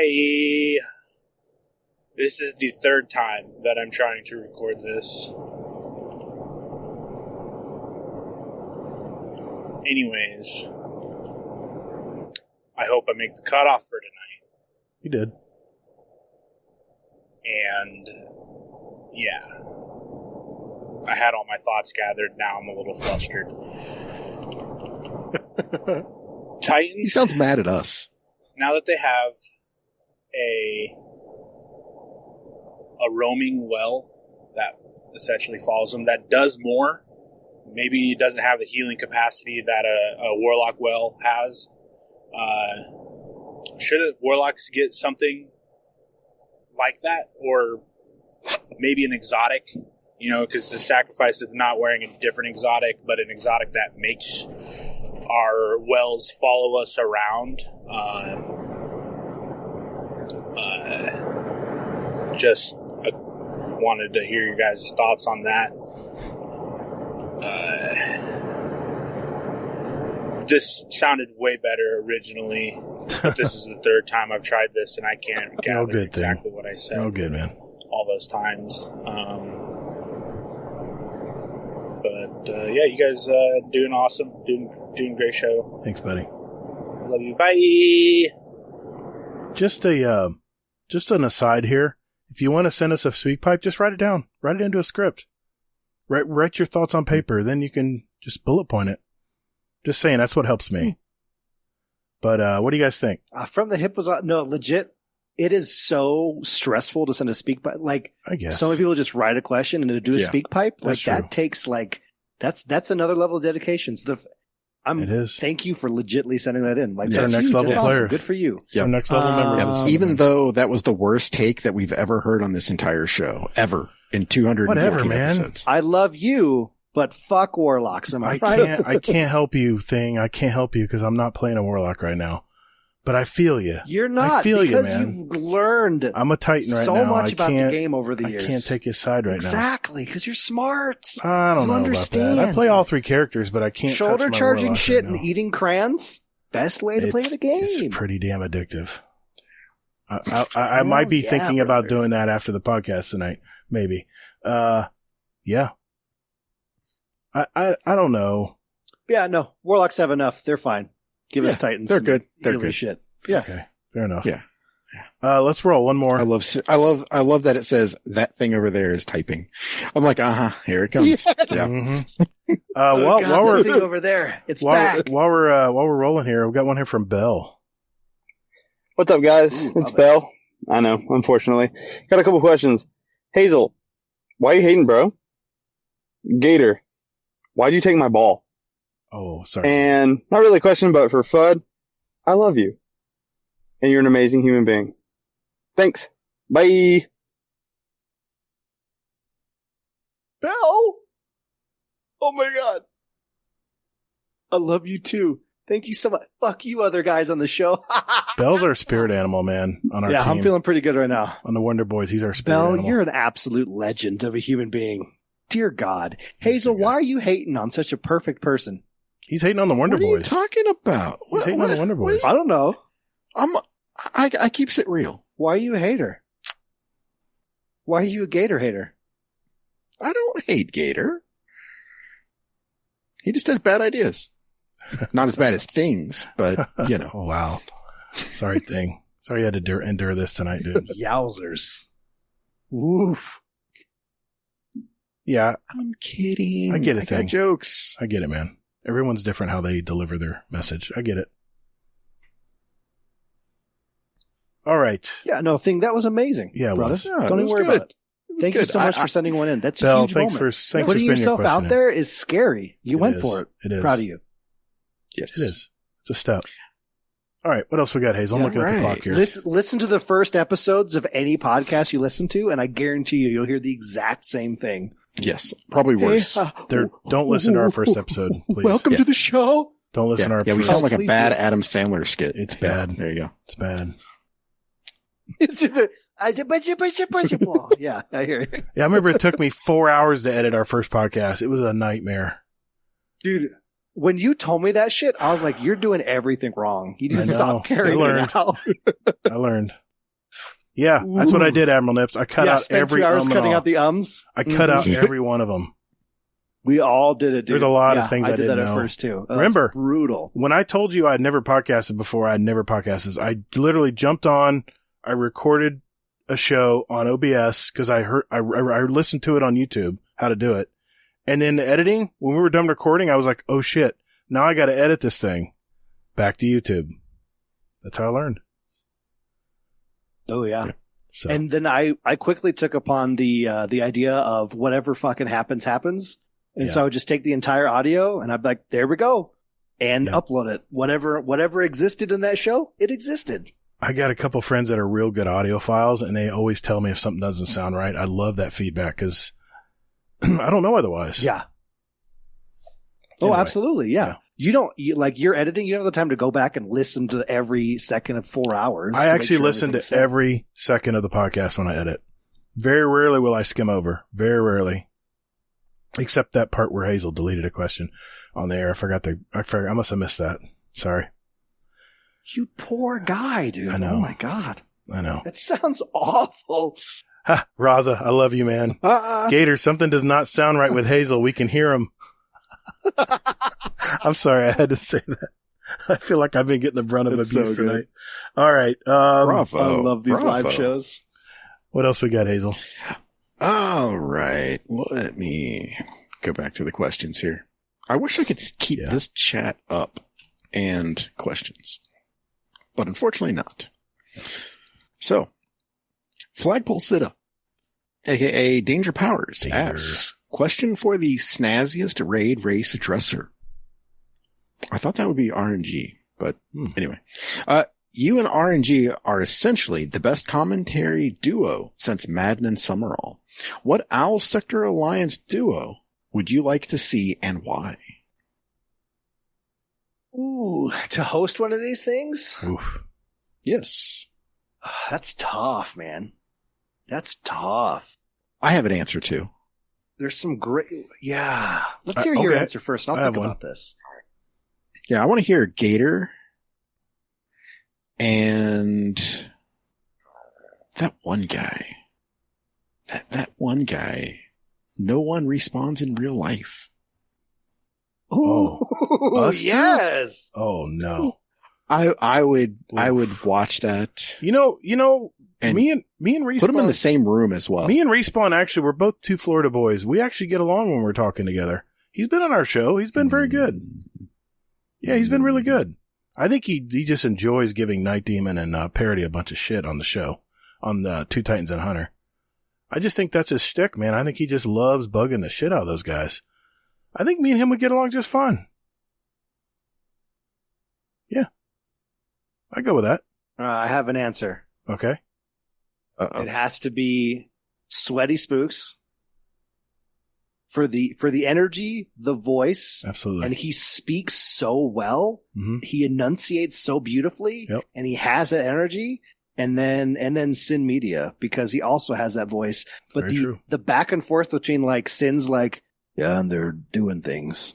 And Sweaty's like, dear God, it's happening, would be, it's a beautiful connection. That would be true. Yeah, and obviously Admiral Nips has done a ton of these tourneys. And you get him drunk enough, he'll do jumping jacks and pay you $700. That was going to be my answer. I was going to say Fluffy and Nips would be a great fill-in if you guys couldn't do it. It would be fantastic. They already have such good rapport. Yeah, I think they would be good. And they both know their game. So they would be fine. Well, I mean, it'd be a good replacement if you guys couldn't do it that night. You and Ron do a good job, man. It's a lot of fun. It was super fun. I remember you messaged me one night. You wanted me to help you host I think it wasn't a game I played. I mean, I played it briefly. I think it was, I can't think of the name of it. It's not Fortnite. It's not Call of Duty. It's Apex Legends. Oh, Apex. And I was like, dude, I don't know anything about what's going on in Apex. I don't know anything about Apex right now. I've probably had, because again, these are all for free. Sure. Like, it's all for fun. Sure. So like, I've had people have to dip out last second, and I've had a couple people jump in who've never played the game before. Wow. And honestly, it's the most fun anyone's ever had watching back these casts to seeing someone be like, having me like saying stuff because I know what's going on. The other person be like, "Oh my God, what is that? What's happening? Who's this guy?" It's so fun to have. What rifle's that? Yeah, no. Yeah. If you don't know anything about the game, it's legitly much fun to bring those people. Keep that in mind next time. Okay, good to know. Yeah, do it, man. Good to know. All right, what else we got, Hazel? I'm looking at the clock here. Okay, we got a couple more from Mr. Fudd here. Okay. Two Princes, Tech and Danger. Question for the sharp Destinied Man. Win next race. Also, how can we give back to you for hosting those events? And yes, that is a Dimebag Darrell reference. I respect the hell out of that. I answered the when earlier. Yes. Hopefully, I definitely want to do one. Maybe not next month. Maybe the month after when we have Crota in. I think that'd be really fun to have everyone run through that. Yeah. Maybe we just do an entire Destiny, raid marathon in D2 where it's like, all the OG stuff. That'd be fun. But for sure, next expansion we'll be absolutely doing ones with the new raid. This will be definitely happening more often. But yeah, look for that. And the way to give back is just legitly how you guys have been doing it is just the feedback of how much you've enjoyed it. Every time someone says that's really fun or these questions tonight, just asking when's the next one, like fills my heart so much. It's so cool. And that's the best way to give back is just saying you enjoyed it. Cause I had so much fun doing it. It made everything, all the nerves and hours leading up to it, made that so worth it. Everyone's so excited and just being the best community out there and just spreading the love between all the other teams. It was just fantastic. It's the best way to do it. And also my Venmo is, no, I'm just kidding. We'll give them that offline. Aww. There we go. No. I've got a couple speak pipes left. Yeah, I've got 4 questions for FUD left. Okay. I'll go 2. I'll go 2 and then you finish with your 2. How's that? Okay. So, question from Foghorn Leghorn. AKA Teltum. Oh. Question for Mr. FUD. Has Tannix at the Disco's post-event substance screening come back yet? I feel their lack of mind-altering substances during the raid race gave them an unfair advantage. I'm going to have to agree with that. Yeah. I think in the future, if they register, there'll be a subtext line that requires them to have booger sugar on hand. I like it. And I think that'd be the most fair way to do things. Yeah. That would put them at least on the level of Gator. Stone Temple Co-Pilots / TL. I love that name. We're doing 90s, yes, 90s rock songs and groups today. That's our theme. Yep. Oh, I love that so much. Yep. Question for Sir FUD. Other than technical, aka Two Princes, Tech and Danger, rating, who is your favorite art form? Or what is your favorite art form? What is my favorite art form? Ooh, that's a really good question. That's a tougheroo. Because obviously, like, music is such a big part of everyone's life. There's not a person out there that doesn't like some sort of music. And if they do, run away from them immediately. I'm not a huge painter guy. Like, if I see a nice painting, I'm like, yeah, that's sweet. But yeah, music, I think it has to be the best art form is music, man. And there's all sorts of levels of, like, there's certain times where I'm really in the mood for, like, something can be super artistic and really hardcore heavy, and sometimes it's like you just listen to some really classic opera shit and you're like, God, that's just like, I weep when I hear some of this music. Yeah, music, man. I agree. It's the best art form out there. Expression. Definitely. Bring out the emotions and memories. It's awesome. Exactly. Finger painting is a close second. All right, I got one here from Laz. I don't know what this is about. Oh, no. All right. Listen up, you. I'm trying so hard not to use curse words lately. My children have said that I need to curse less often. I wouldn't do this in front of them. But I requested that you guys send me your documents to get all the tax return stuff started much sooner than you need to. And the documents you sent me, well, they're about as useful as a chocolate teapot. Okay? That's my replacement curse, non-curse, insult, whatever you want to call it.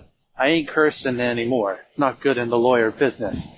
I also am sending you this message because there has been little to no traction on Sin Media's mod application. It's been sent in multiple times. I know it's been sent in multiple times.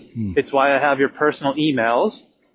It's also why I have all of the burner numbers you guys have, because I know for certain you guys are handing out your phone numbers to your clanmates and stuff like, yeah, we're all friends.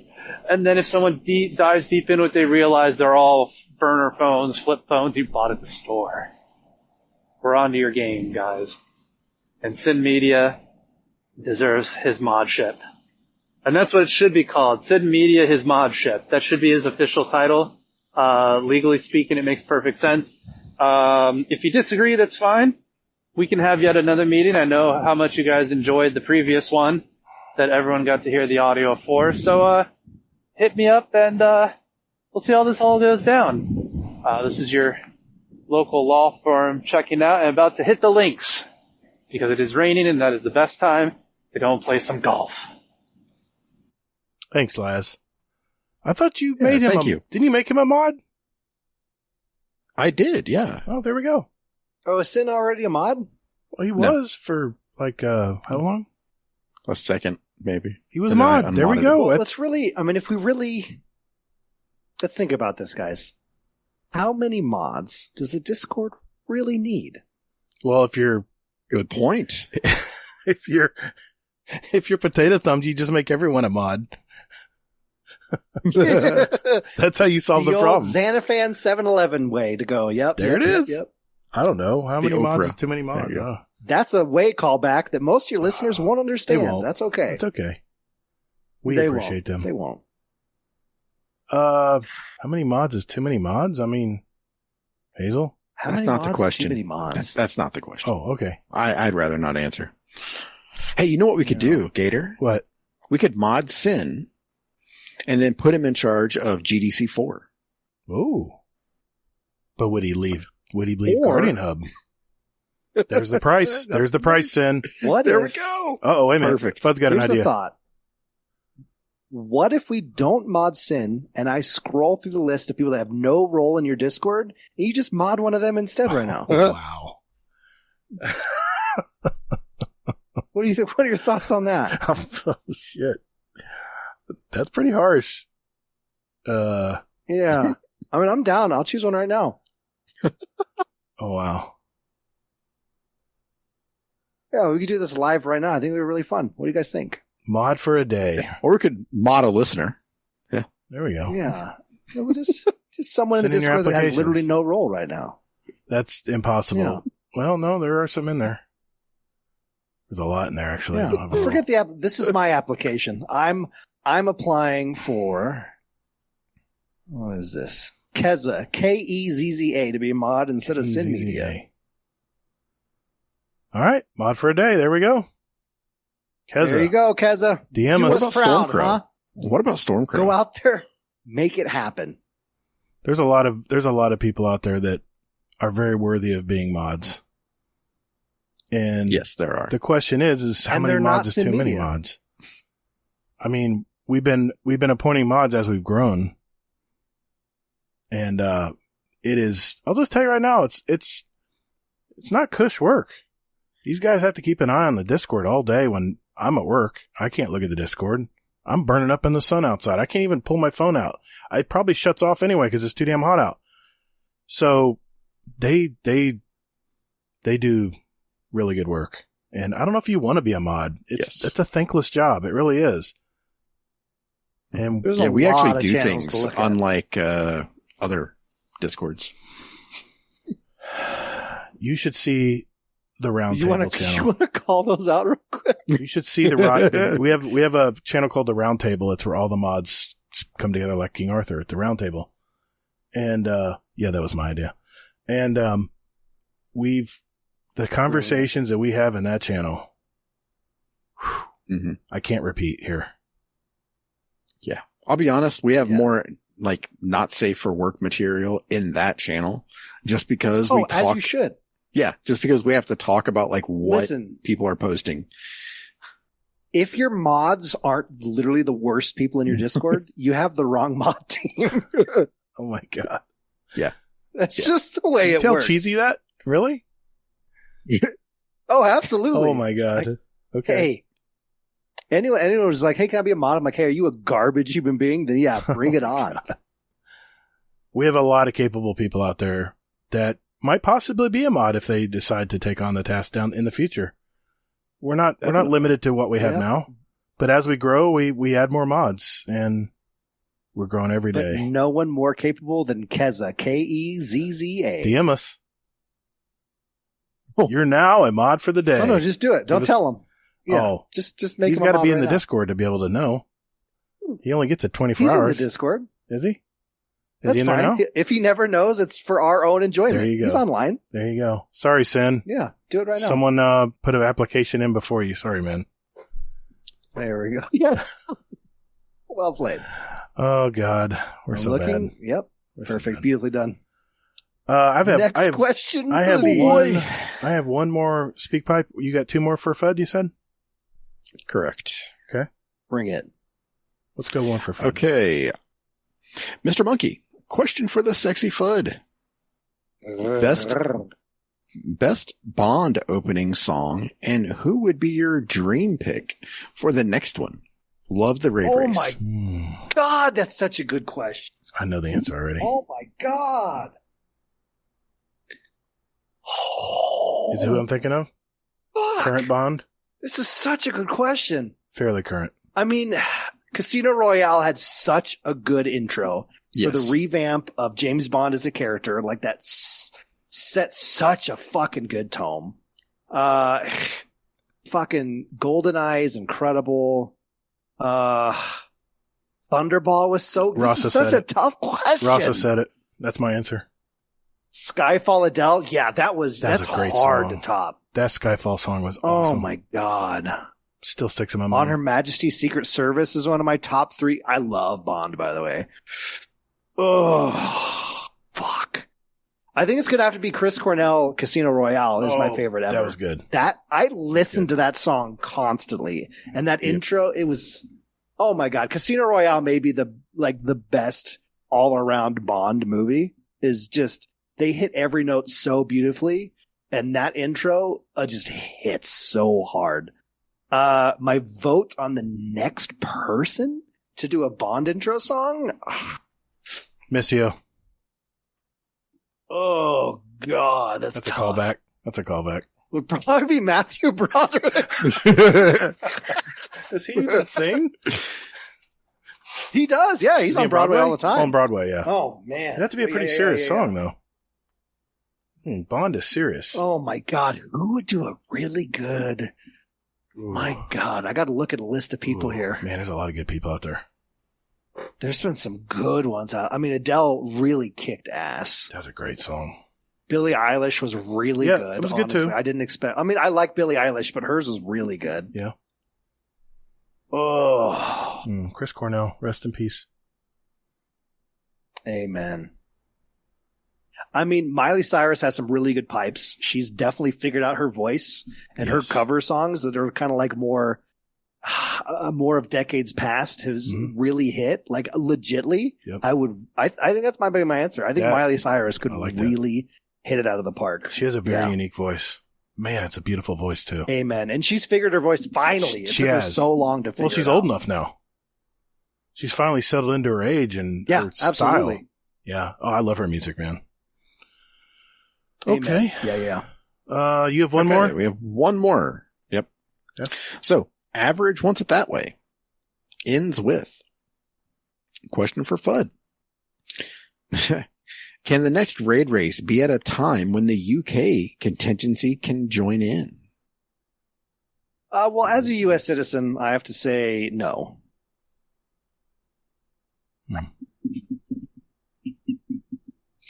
I don't know. What time would I have to do it for them to be a part of it? They're 5 hours ahead of us. Well, 7 hours ahead of you, I believe. Yes. 7 hours ahead of me. You're 2 hours behind Eastern, right? You're Mountain? Yeah, Mountain.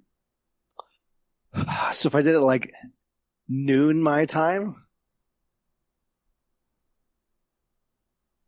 I don't know. That's up to them. 11 a.m.? Listen, if enough people reach out. I will send you a link to what's the fucking movie on Netflix? Is Matthew Broderick in it? No. If enough of you ask, I will DM you a link to America the Motion Picture on Netflix, and that'll be that. Fair enough. And if you haven't watched America the Motion Picture on Netflix, I highly recommend it. It is the most truthful rendition of our history that's ever existed. I don't believe you guys seen this movie? No. I have not. Go look up a trailer right now for America the Motion Picture, and you will. Okay, just watch it. Please, just fucking watch it. It's such a good movie. I think I know what it is. Yeah. America Motion Picture. America the Motion Picture. Okay. Trailer. Oh wow. Oh, I did watch part of this. Yeah. This is not what I expected. I was expecting something else. Dude, it's incredible. Yeah, that's what I'll send you. Whoops. Turn that off. I'll have to watch this later. But no, as an unhilarious America, fuck you guys answer. Wow. Yeah, if like enough people somewhere are like, I really want to do this and enough teams do it, I'll figure a way to do it. Absolutely. I did the fucking, what's their podcast? Destiny, was that Destiny Down? No, not Destiny Down Under. Destiny Addicts. Where they're in Australia, and I had to do their podcast. I had to wake up at like 4 a.m. to do their podcast on a Sunday. Hey, I did it. Yeah. I did it because I loved them. I tried to get one of the guys from that podcast a long time ago, and the guy's like, dude, do you know where we live? I'm like, I know. I said, I don't know if it'll ever happen, but it never materialized. But I think I did it 4 times. Wow. I'd message my wife like, hey, sorry, you're not going to see me on Sunday because I'm going to get up at 4 to do a podcast. Oh, my God. I can't do 4 o'clock. Because I care, guys. Wow. Yeah, Team America World Police. I'll send a link to that as well. Come on, guys. Before we go, I had an email from Okatsu. He says, I don't know if I'm making it in time for the show, but hello, GDC. I have a question for the show. For Gator, would you rather only be able to use the Season of the Chosen, Iron Banana weapons, or the old Leviathan raid weapons? You can have any stats you want, but you can't raise the power level. Absolutely, the Leviathan weapons. Give me the inaugural address. I already still have one in my vault at 1600, and I can't get it any higher. I will never get rid of that rifle. It's the best pulse rifle I've ever used. Beautiful gun, too. When the Midnight Coup dropped for me the first time, it's probably the most excited to this day I've ever been in Destiny. Yep. Leviathan raid weapons, hands down for me. He has a question for Hazel, too. He says, who is your favorite? Oh, God. Who is your favorite? Gator, Laz, Rodimus, or your well-known uncle, Scumdeath? We all know this answer. It's me, right? Yeah, we got to go with Scumdeath. What? Yeah. What? Nothing. Yeah, that's an easy. Were you one of the options? That's all right. Don't worry about it. It's okay. Listen, when you have your own corner, then you can talk, okay? You're right. Right. That's correct. He is my uncle. So you just get sent to the corner. He has a corner. They're two very separate. You were very correct. You're very much correct. All right. Thank you, Akatsu. I want to make sure I got that email. If you can send us email questions for the show. It's guardiandowncast@gmail.com, by the way. I have one final speak pipe here before we go. And this is from our buddy Hades. Here we go. Yo, what up, Hades here. Just listened to last week's show, and I'm pretty sure you two are crazy. Definitely a little bit crazy. But with regards to how it's all going after the final shape, I think we're going to have final shape, kill everything, kill that creepy guardian behind the witness that's the hero of the Red War thing. And then we'll spend that season clean up, fixing everything, getting rid of it all, polishing our new armor sets, and then it'll roll into the next thing, the next big bad evil. We'll have a season of build up, something will happen and it'll all come around. Because they can't really just leave it at nothing. Come on. They're not going to turn around and say, "Oh, we'll charge you 60 quid when we could be making 100. I think it's going to happen. There's going to be seasons. Something will happen. And part of me agrees with Gator. If you clip that, Gator, because it doesn't happen often. I will. That most of the team are building Destiny 3.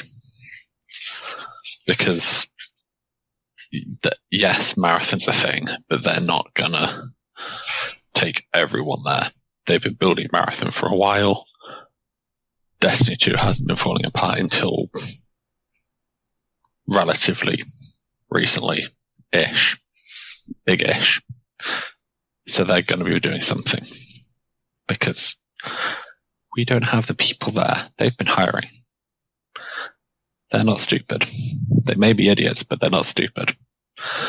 But yeah, just thought I'd throw that out there. My little crazy theory. Not very crazy. I'm a perfectly sane person. Maybe. Anyways, love the show. Love you both. Bye. Thanks, Hades. Well, February 2025, we'll know. For sure. Thanks, Hades. Yeah, I don't think that they're working on Destiny 3, unfortunately. Really? What are they working on? More the episodes, man. The amount of content that they're pumping out. Yeah. I mean, they're going to have to, it's going to be all hands on deck. Okay. Every 6 weeks, man. I'm going to record this for later. I'm going to put this somewhere in a file. Yeah, of course, we're recording a podcast. Well, I know, but I'm going to put this in a special file. Like, don't open until February 2025. Or actually, like, December 2024. Oh, I got you. So like a time capsule. It'll be like a Christmas present to me. And I'll put it in a short. Nice. I'll put it on my YouTube channel. No, I won't. Hey, everyone. Thanks for sending your questions in. We love the questions. We really do. We just are happy you guys give a shit and want to ask us a question, right? And thank you to all the questions for FUD. I think I gave everyone like 12 hours notice. Huge thank you. 12 hours notice because I knew we'd get inundated. Yeah, and there was a shit ton of questions. Yeah. So if we didn't get to your question tonight, I see you, Average D2. And Mo, I saw you. See you, Mo. We'll get to you next week. We will. They're right there. We're just waiting for next week's show, and we'll get to those. And all right, we got a little housekeeping to do. We'll do that right after this. Guardian Downcast. Guardian Downcast. Yeah, Guardian Downcast. This is an intro. Guardian Downcast. Guardian. Not copyright. Guardian Downcast. Thank you, Mr. Fudd. So now it's our final segment of our show. Thank you. That's the final segment of our show. This is where we pick our songs for our award-winning Guardian Downcast show playlist. A little sample of what the two of us and our guest, Mr. Fudd, here like to listen to. And we invite you to listen to it as well. Just search for Guardian Downcast show playlist on Spotify and now Apple Music. We now have 1,121 songs representing all of us and all of our past guests since July of 2019. Call it a time capsule. All right, Mr. Fudd. It's weird asking you for a song tonight, but since you opened this segment. But what do you got for us tonight, man? That's true. Well, so I normally, when I'm on the show, the numerous times I've been, I usually do 2 songs. 1, just a song I'm enjoying to add to the list. Mm-hmm. And 2, a song that makes me think of you guys. You know what I mean? And so I had a song originally just to throw in, but because of the conversation we're having, I think I have to throw in Chris Cornell's Casino Royale. Oh, hell yes. As I love just the main song pick. I love that it. has to be on the list now just because you're talking about it. And I was blaring the theme to Thunderball earlier while you guys were listening to Speak Pipes. I'm not going to lie to you. Nice. I didn't hear a single word that was said. Nice. I love me some Tom Jones. And then also I didn't do a whole Chris Cornell was born in the year 19. I'm not going to go that far tonight. To 2 loving parents. And when he was in the 3rd grade, he scraped his knee. We get it. And learned. Okay, all right. Sick. Love it. Chris Cornell, got it. Chris Cornell.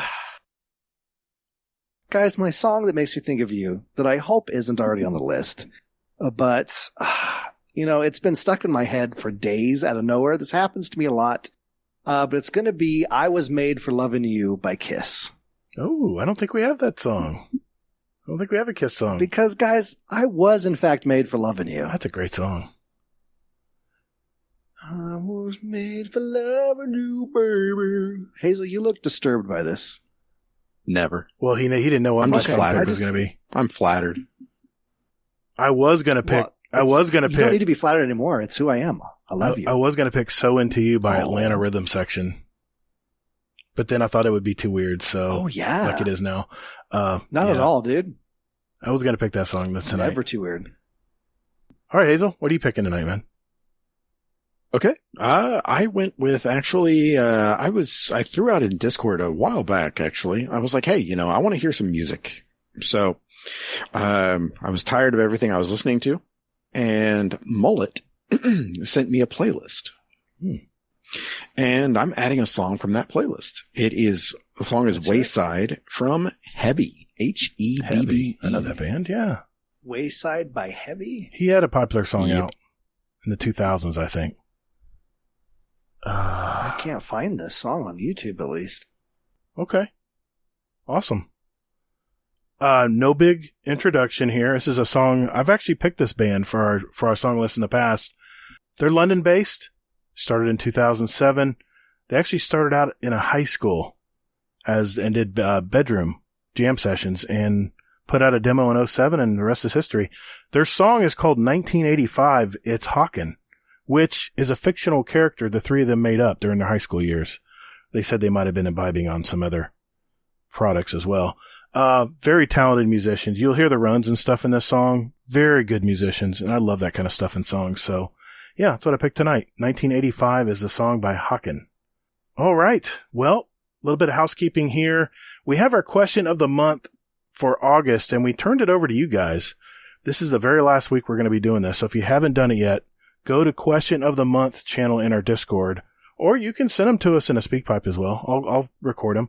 And let us know what you think our Question of the Month should be for September, last week. And then me and Hazel are going to look them over and pick something for next month.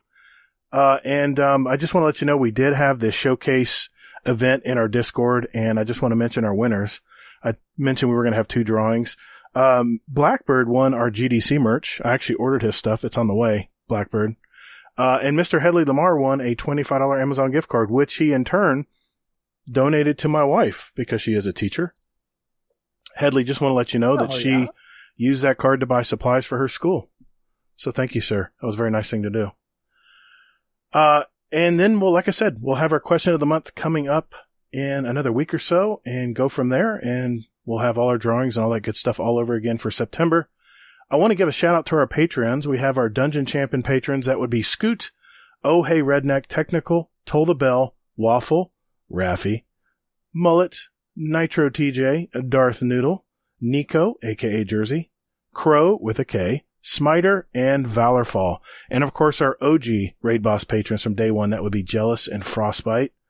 We also have Shadow Flu, TLDR Tim, TL Tim, there. Got it. We have Mr. Nathan, Lucky Shifts, and Average Destiny 2 player. Thank you, gentlemen, for giving back to our community. Every little bit helps.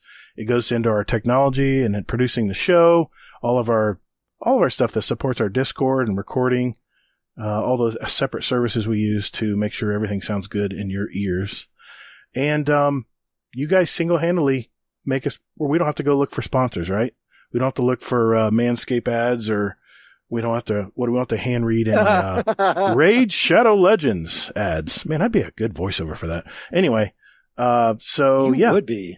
So if you found any value in our show today and you want to give back to our community, it is patreon.com/support Guardian Downcast. I'll have a link down in the Discord, it is in the Discord as well, but I'll have a link down in our show notes down below.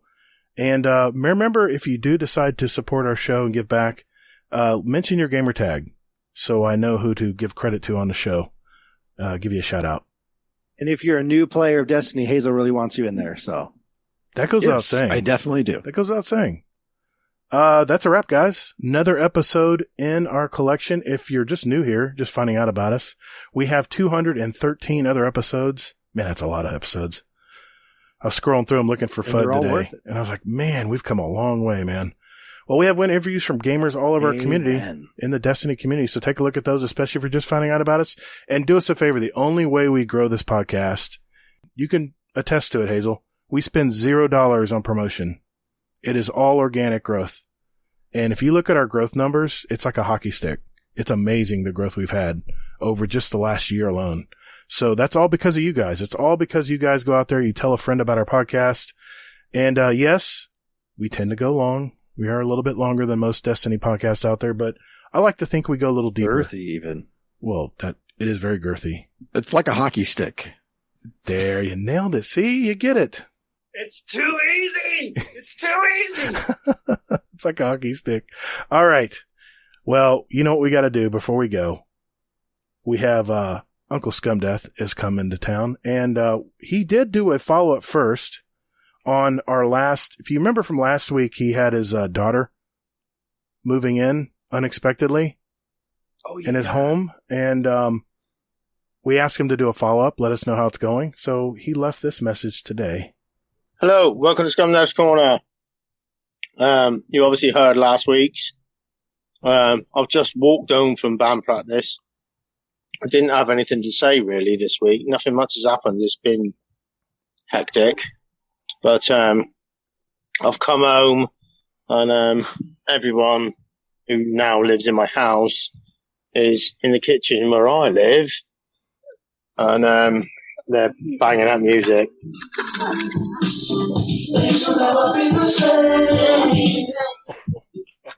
Yeah, I don't think things will be the same again. Oh, God. So, yeah, I'm just sat out in the back garden on the back step, and I'm going to stay here until they fuck off to bed. I'm not going to sit in there listening to their shit fucking music. So, yeah, I'm sat on my little comfy pad on the concrete step in the garden. And, I don't know. Yes, anyway, I'll just crack on. So, yeah, it's always a bit boring, this one, especially there's been a few new people, actually, joining the Discord, I've noticed. So, if they do listen to the GDC podcast, then Scumdeath's Corner isn't this boring, always. It's quite boring, but sometimes it's fun. But it's not fun at the minute, so, I have to sit out here for a bit. I could join them. But I can't be asked. Shit music. Anyway, I love you all. I heard it. Oh, I love you all. I need you all. Thank you. Thanks for being there. Love ya. Bye. You. That sounds like a defeated man right there. That was the saddest Scumdeath's Corner ever. That was disturbing. And he's been through some stuff. He's very resilient, but I love that man. He sounds like a beaten man. He really does. Oh my God. It's time to bring your band over to the house and show them what music really is, buddy. God, man. I feel for you, Uncle. I do. I really do. And he did leave us one for this week. It's very brief, but I think it's apropos here. Here we go. Hello, and welcome to Scumdeath's Corner. I fucking love ElmmerFuddGames. He's an amazing dude. End of. Love ya. Bye. Well, I think that says it all. Aww. Who doesn't love ElmmerFudd? That made me emotional. I'm not going to lie to you. I was emotional when I listened to it. I love that man so much. He's such a good guy. Oh, Scumdeath. Hey, listen here, Scumdeath. If things go well, we're planning a trip next year. And if things go perfect, I would love to hug you. You reach out to me, buddy. And if it's possible, that would make my life. My kids being born will matter not to me if I can hold you in my very arms. Yeah. He's a special dude. I'm trying not to cry. That made me so fucking happy. Dude. He's just always so positive. Yeah. He makes my week, that's for sure. Daughter's playing music. Well, that's. I loved how he let us sample his daughter's music before he went into it. I love it. It just totally comes around. I totally get it. I get everything what's going on, Uncle Scumdeath. I really do. I really feel for you, dude. My kids are grown in their houses. I want to feel him. I'm so lucky. That's why I can podcast. ElmmerFuddGames. Where can people find you, sir? Yeah, buddy. Listen, if you just look inside your hearts, and really open it up to the possibilities of the world, I think you'll find what I stand for. Guardian out. We weren't. It's sorry. not time for that yet. Twitch, TikTok, YouTube, all those beautiful places, folks. Well, it's not Twitter anymore. It's X. It's just X? It's X. It's so dumb to say. I know, dude. I know. You can find me on YouTube, Twitch, X. What the fuck? I don't skateboard at ElmmerFuddGames. MMD. There it is. Thank you, sir. Thanks for coming on tonight, man. Yay. That was fun. You're a good sport Thanks for tonight. inviting me. It makes you're one of my favorite podcasts, and I love being here every time. And we were live, and it made me happy, and the chat was fantastic, and I drank more than I thought I was going to, and life is good. Dude, when you came on the show, I said, we have to do it live tonight. Fudd's always used to doing stuff live. Hazel agreed. Has to be. I was waiting for confirmation. Hazel's like, fuck it, I got beer. Let's go. Yeah. Hazel never lets me down, man. I know, man. Never. It's like a hockey stick. No, it's true. Oh, God. Every time I've asked you to do something. Is that the title? You're there, man. Unlike someone. Oh, my God. Well, Hazel, speaking of which, where can people find you, sir? Quick and easy. Hazel NT in all the places. You can find me on quick and easy. It is quick and easy. You're not like streaming? A hockey stick. You're not streaming? No? I will. I'm the Hazel NT on Twitch. There it is. There you go. Hey, even if he doesn't stream, how about we just sub to him? Just, follow him on Twitch. And then when he decides to finally stream, he'll see all these people following him. He'll go, what the hell? Yeah, exactly. Yeah, I think that every time I go into Twitch and I'm like, oh shit. Yeah, exactly. I feel like I'm letting people down. Well, there you go. People are waiting for you to stream, dude. Yeah, I think you'd be a good streamer. I really would. Anyway, you can find me on... You have a perfect face for it. He does, dude. Beautiful. He does. Sickening. Anyway, so where can you find me? I'm on X at Todd the Gator, 2 Ds, GATR. Hey, I got a YouTube channel spelled the very same way. This show you're listening to right now, post on that YouTube channel. So if you want to listen to it on YouTube, you can do that. And, I also have another podcast, Destiny Help Desk, where I am trying to help new Guardians get into this game. And, I am switching over to some interviews now. I'm trying to change it up. So, I'm experimenting. I'm trying all kinds of different things. So if you haven't heard my last 2 episodes with Mr. Dan Finity and Mr. John the Bounty Hunter, check those out. I think you'll really like them. And, yeah, you can, contact me there. I'm on PS5 and Steam as Todd the Gator. I think it's number 2076, something like that. Anyway, I like to stream usually on Monday nights on occasion and Saturday afternoons. I might be streaming tomorrow afternoon. We'll do a stream with the Wonder Boys, and we'll see how that goes. So yeah, there I am. Hey, remember everyone, as you're playing Lightfall, Season of the Witch, take breaks. Get outside and touch grass. I know, Kingsley. I know you're outside touching grass. I'm talking to Hades, okay? Talking to Hades here. Hades needs to touch grass, okay? No, don't say it, Hazel. Remember, we only get one playthrough in this life, so make it count. And more importantly, be good to your fellow Guardians in the Destinyverse. Guardians are measured by their ability to come back from defeat. So stand. Fight! Thank you all so very much for listening. And later, Guardian. Rabbit ass. Guardians out! Oh. Yeah, Guardians out. Get wrong show. Toddled, motherfucker. Wrong show. Damn it.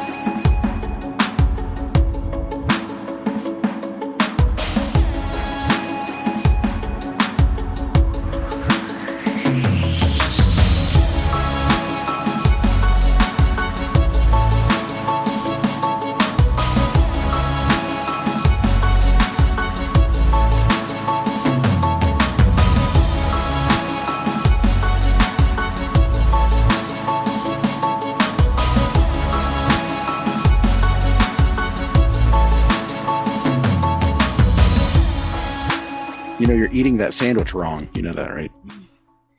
No. No, Hazel. No, he doesn't. He doesn't deconstruct it like you do. Yeah, you have to deconstruct. You have to pick it apart. You gotta. He has his headset off. It fell off. Yeah. Yeah, you gotta pick the hamburger apart piece by piece and eat it per piece. That's the way Hazel eats his hamburger. What the fuck is wrong with you?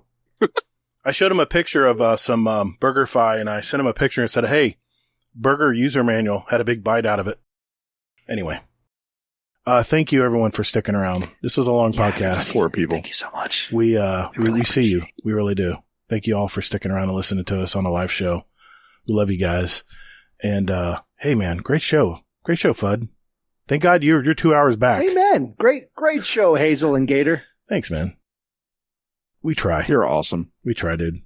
Y'all are incredible. I love being here. Well, that is a wrap. We love you. Another show in our collection. So thank you all for joining us tonight. And I'm a little drunk, and I'm going to go use the bathroom, and I'm going to watch some Invasion. Season 2, Apple TV Plus, Season 2.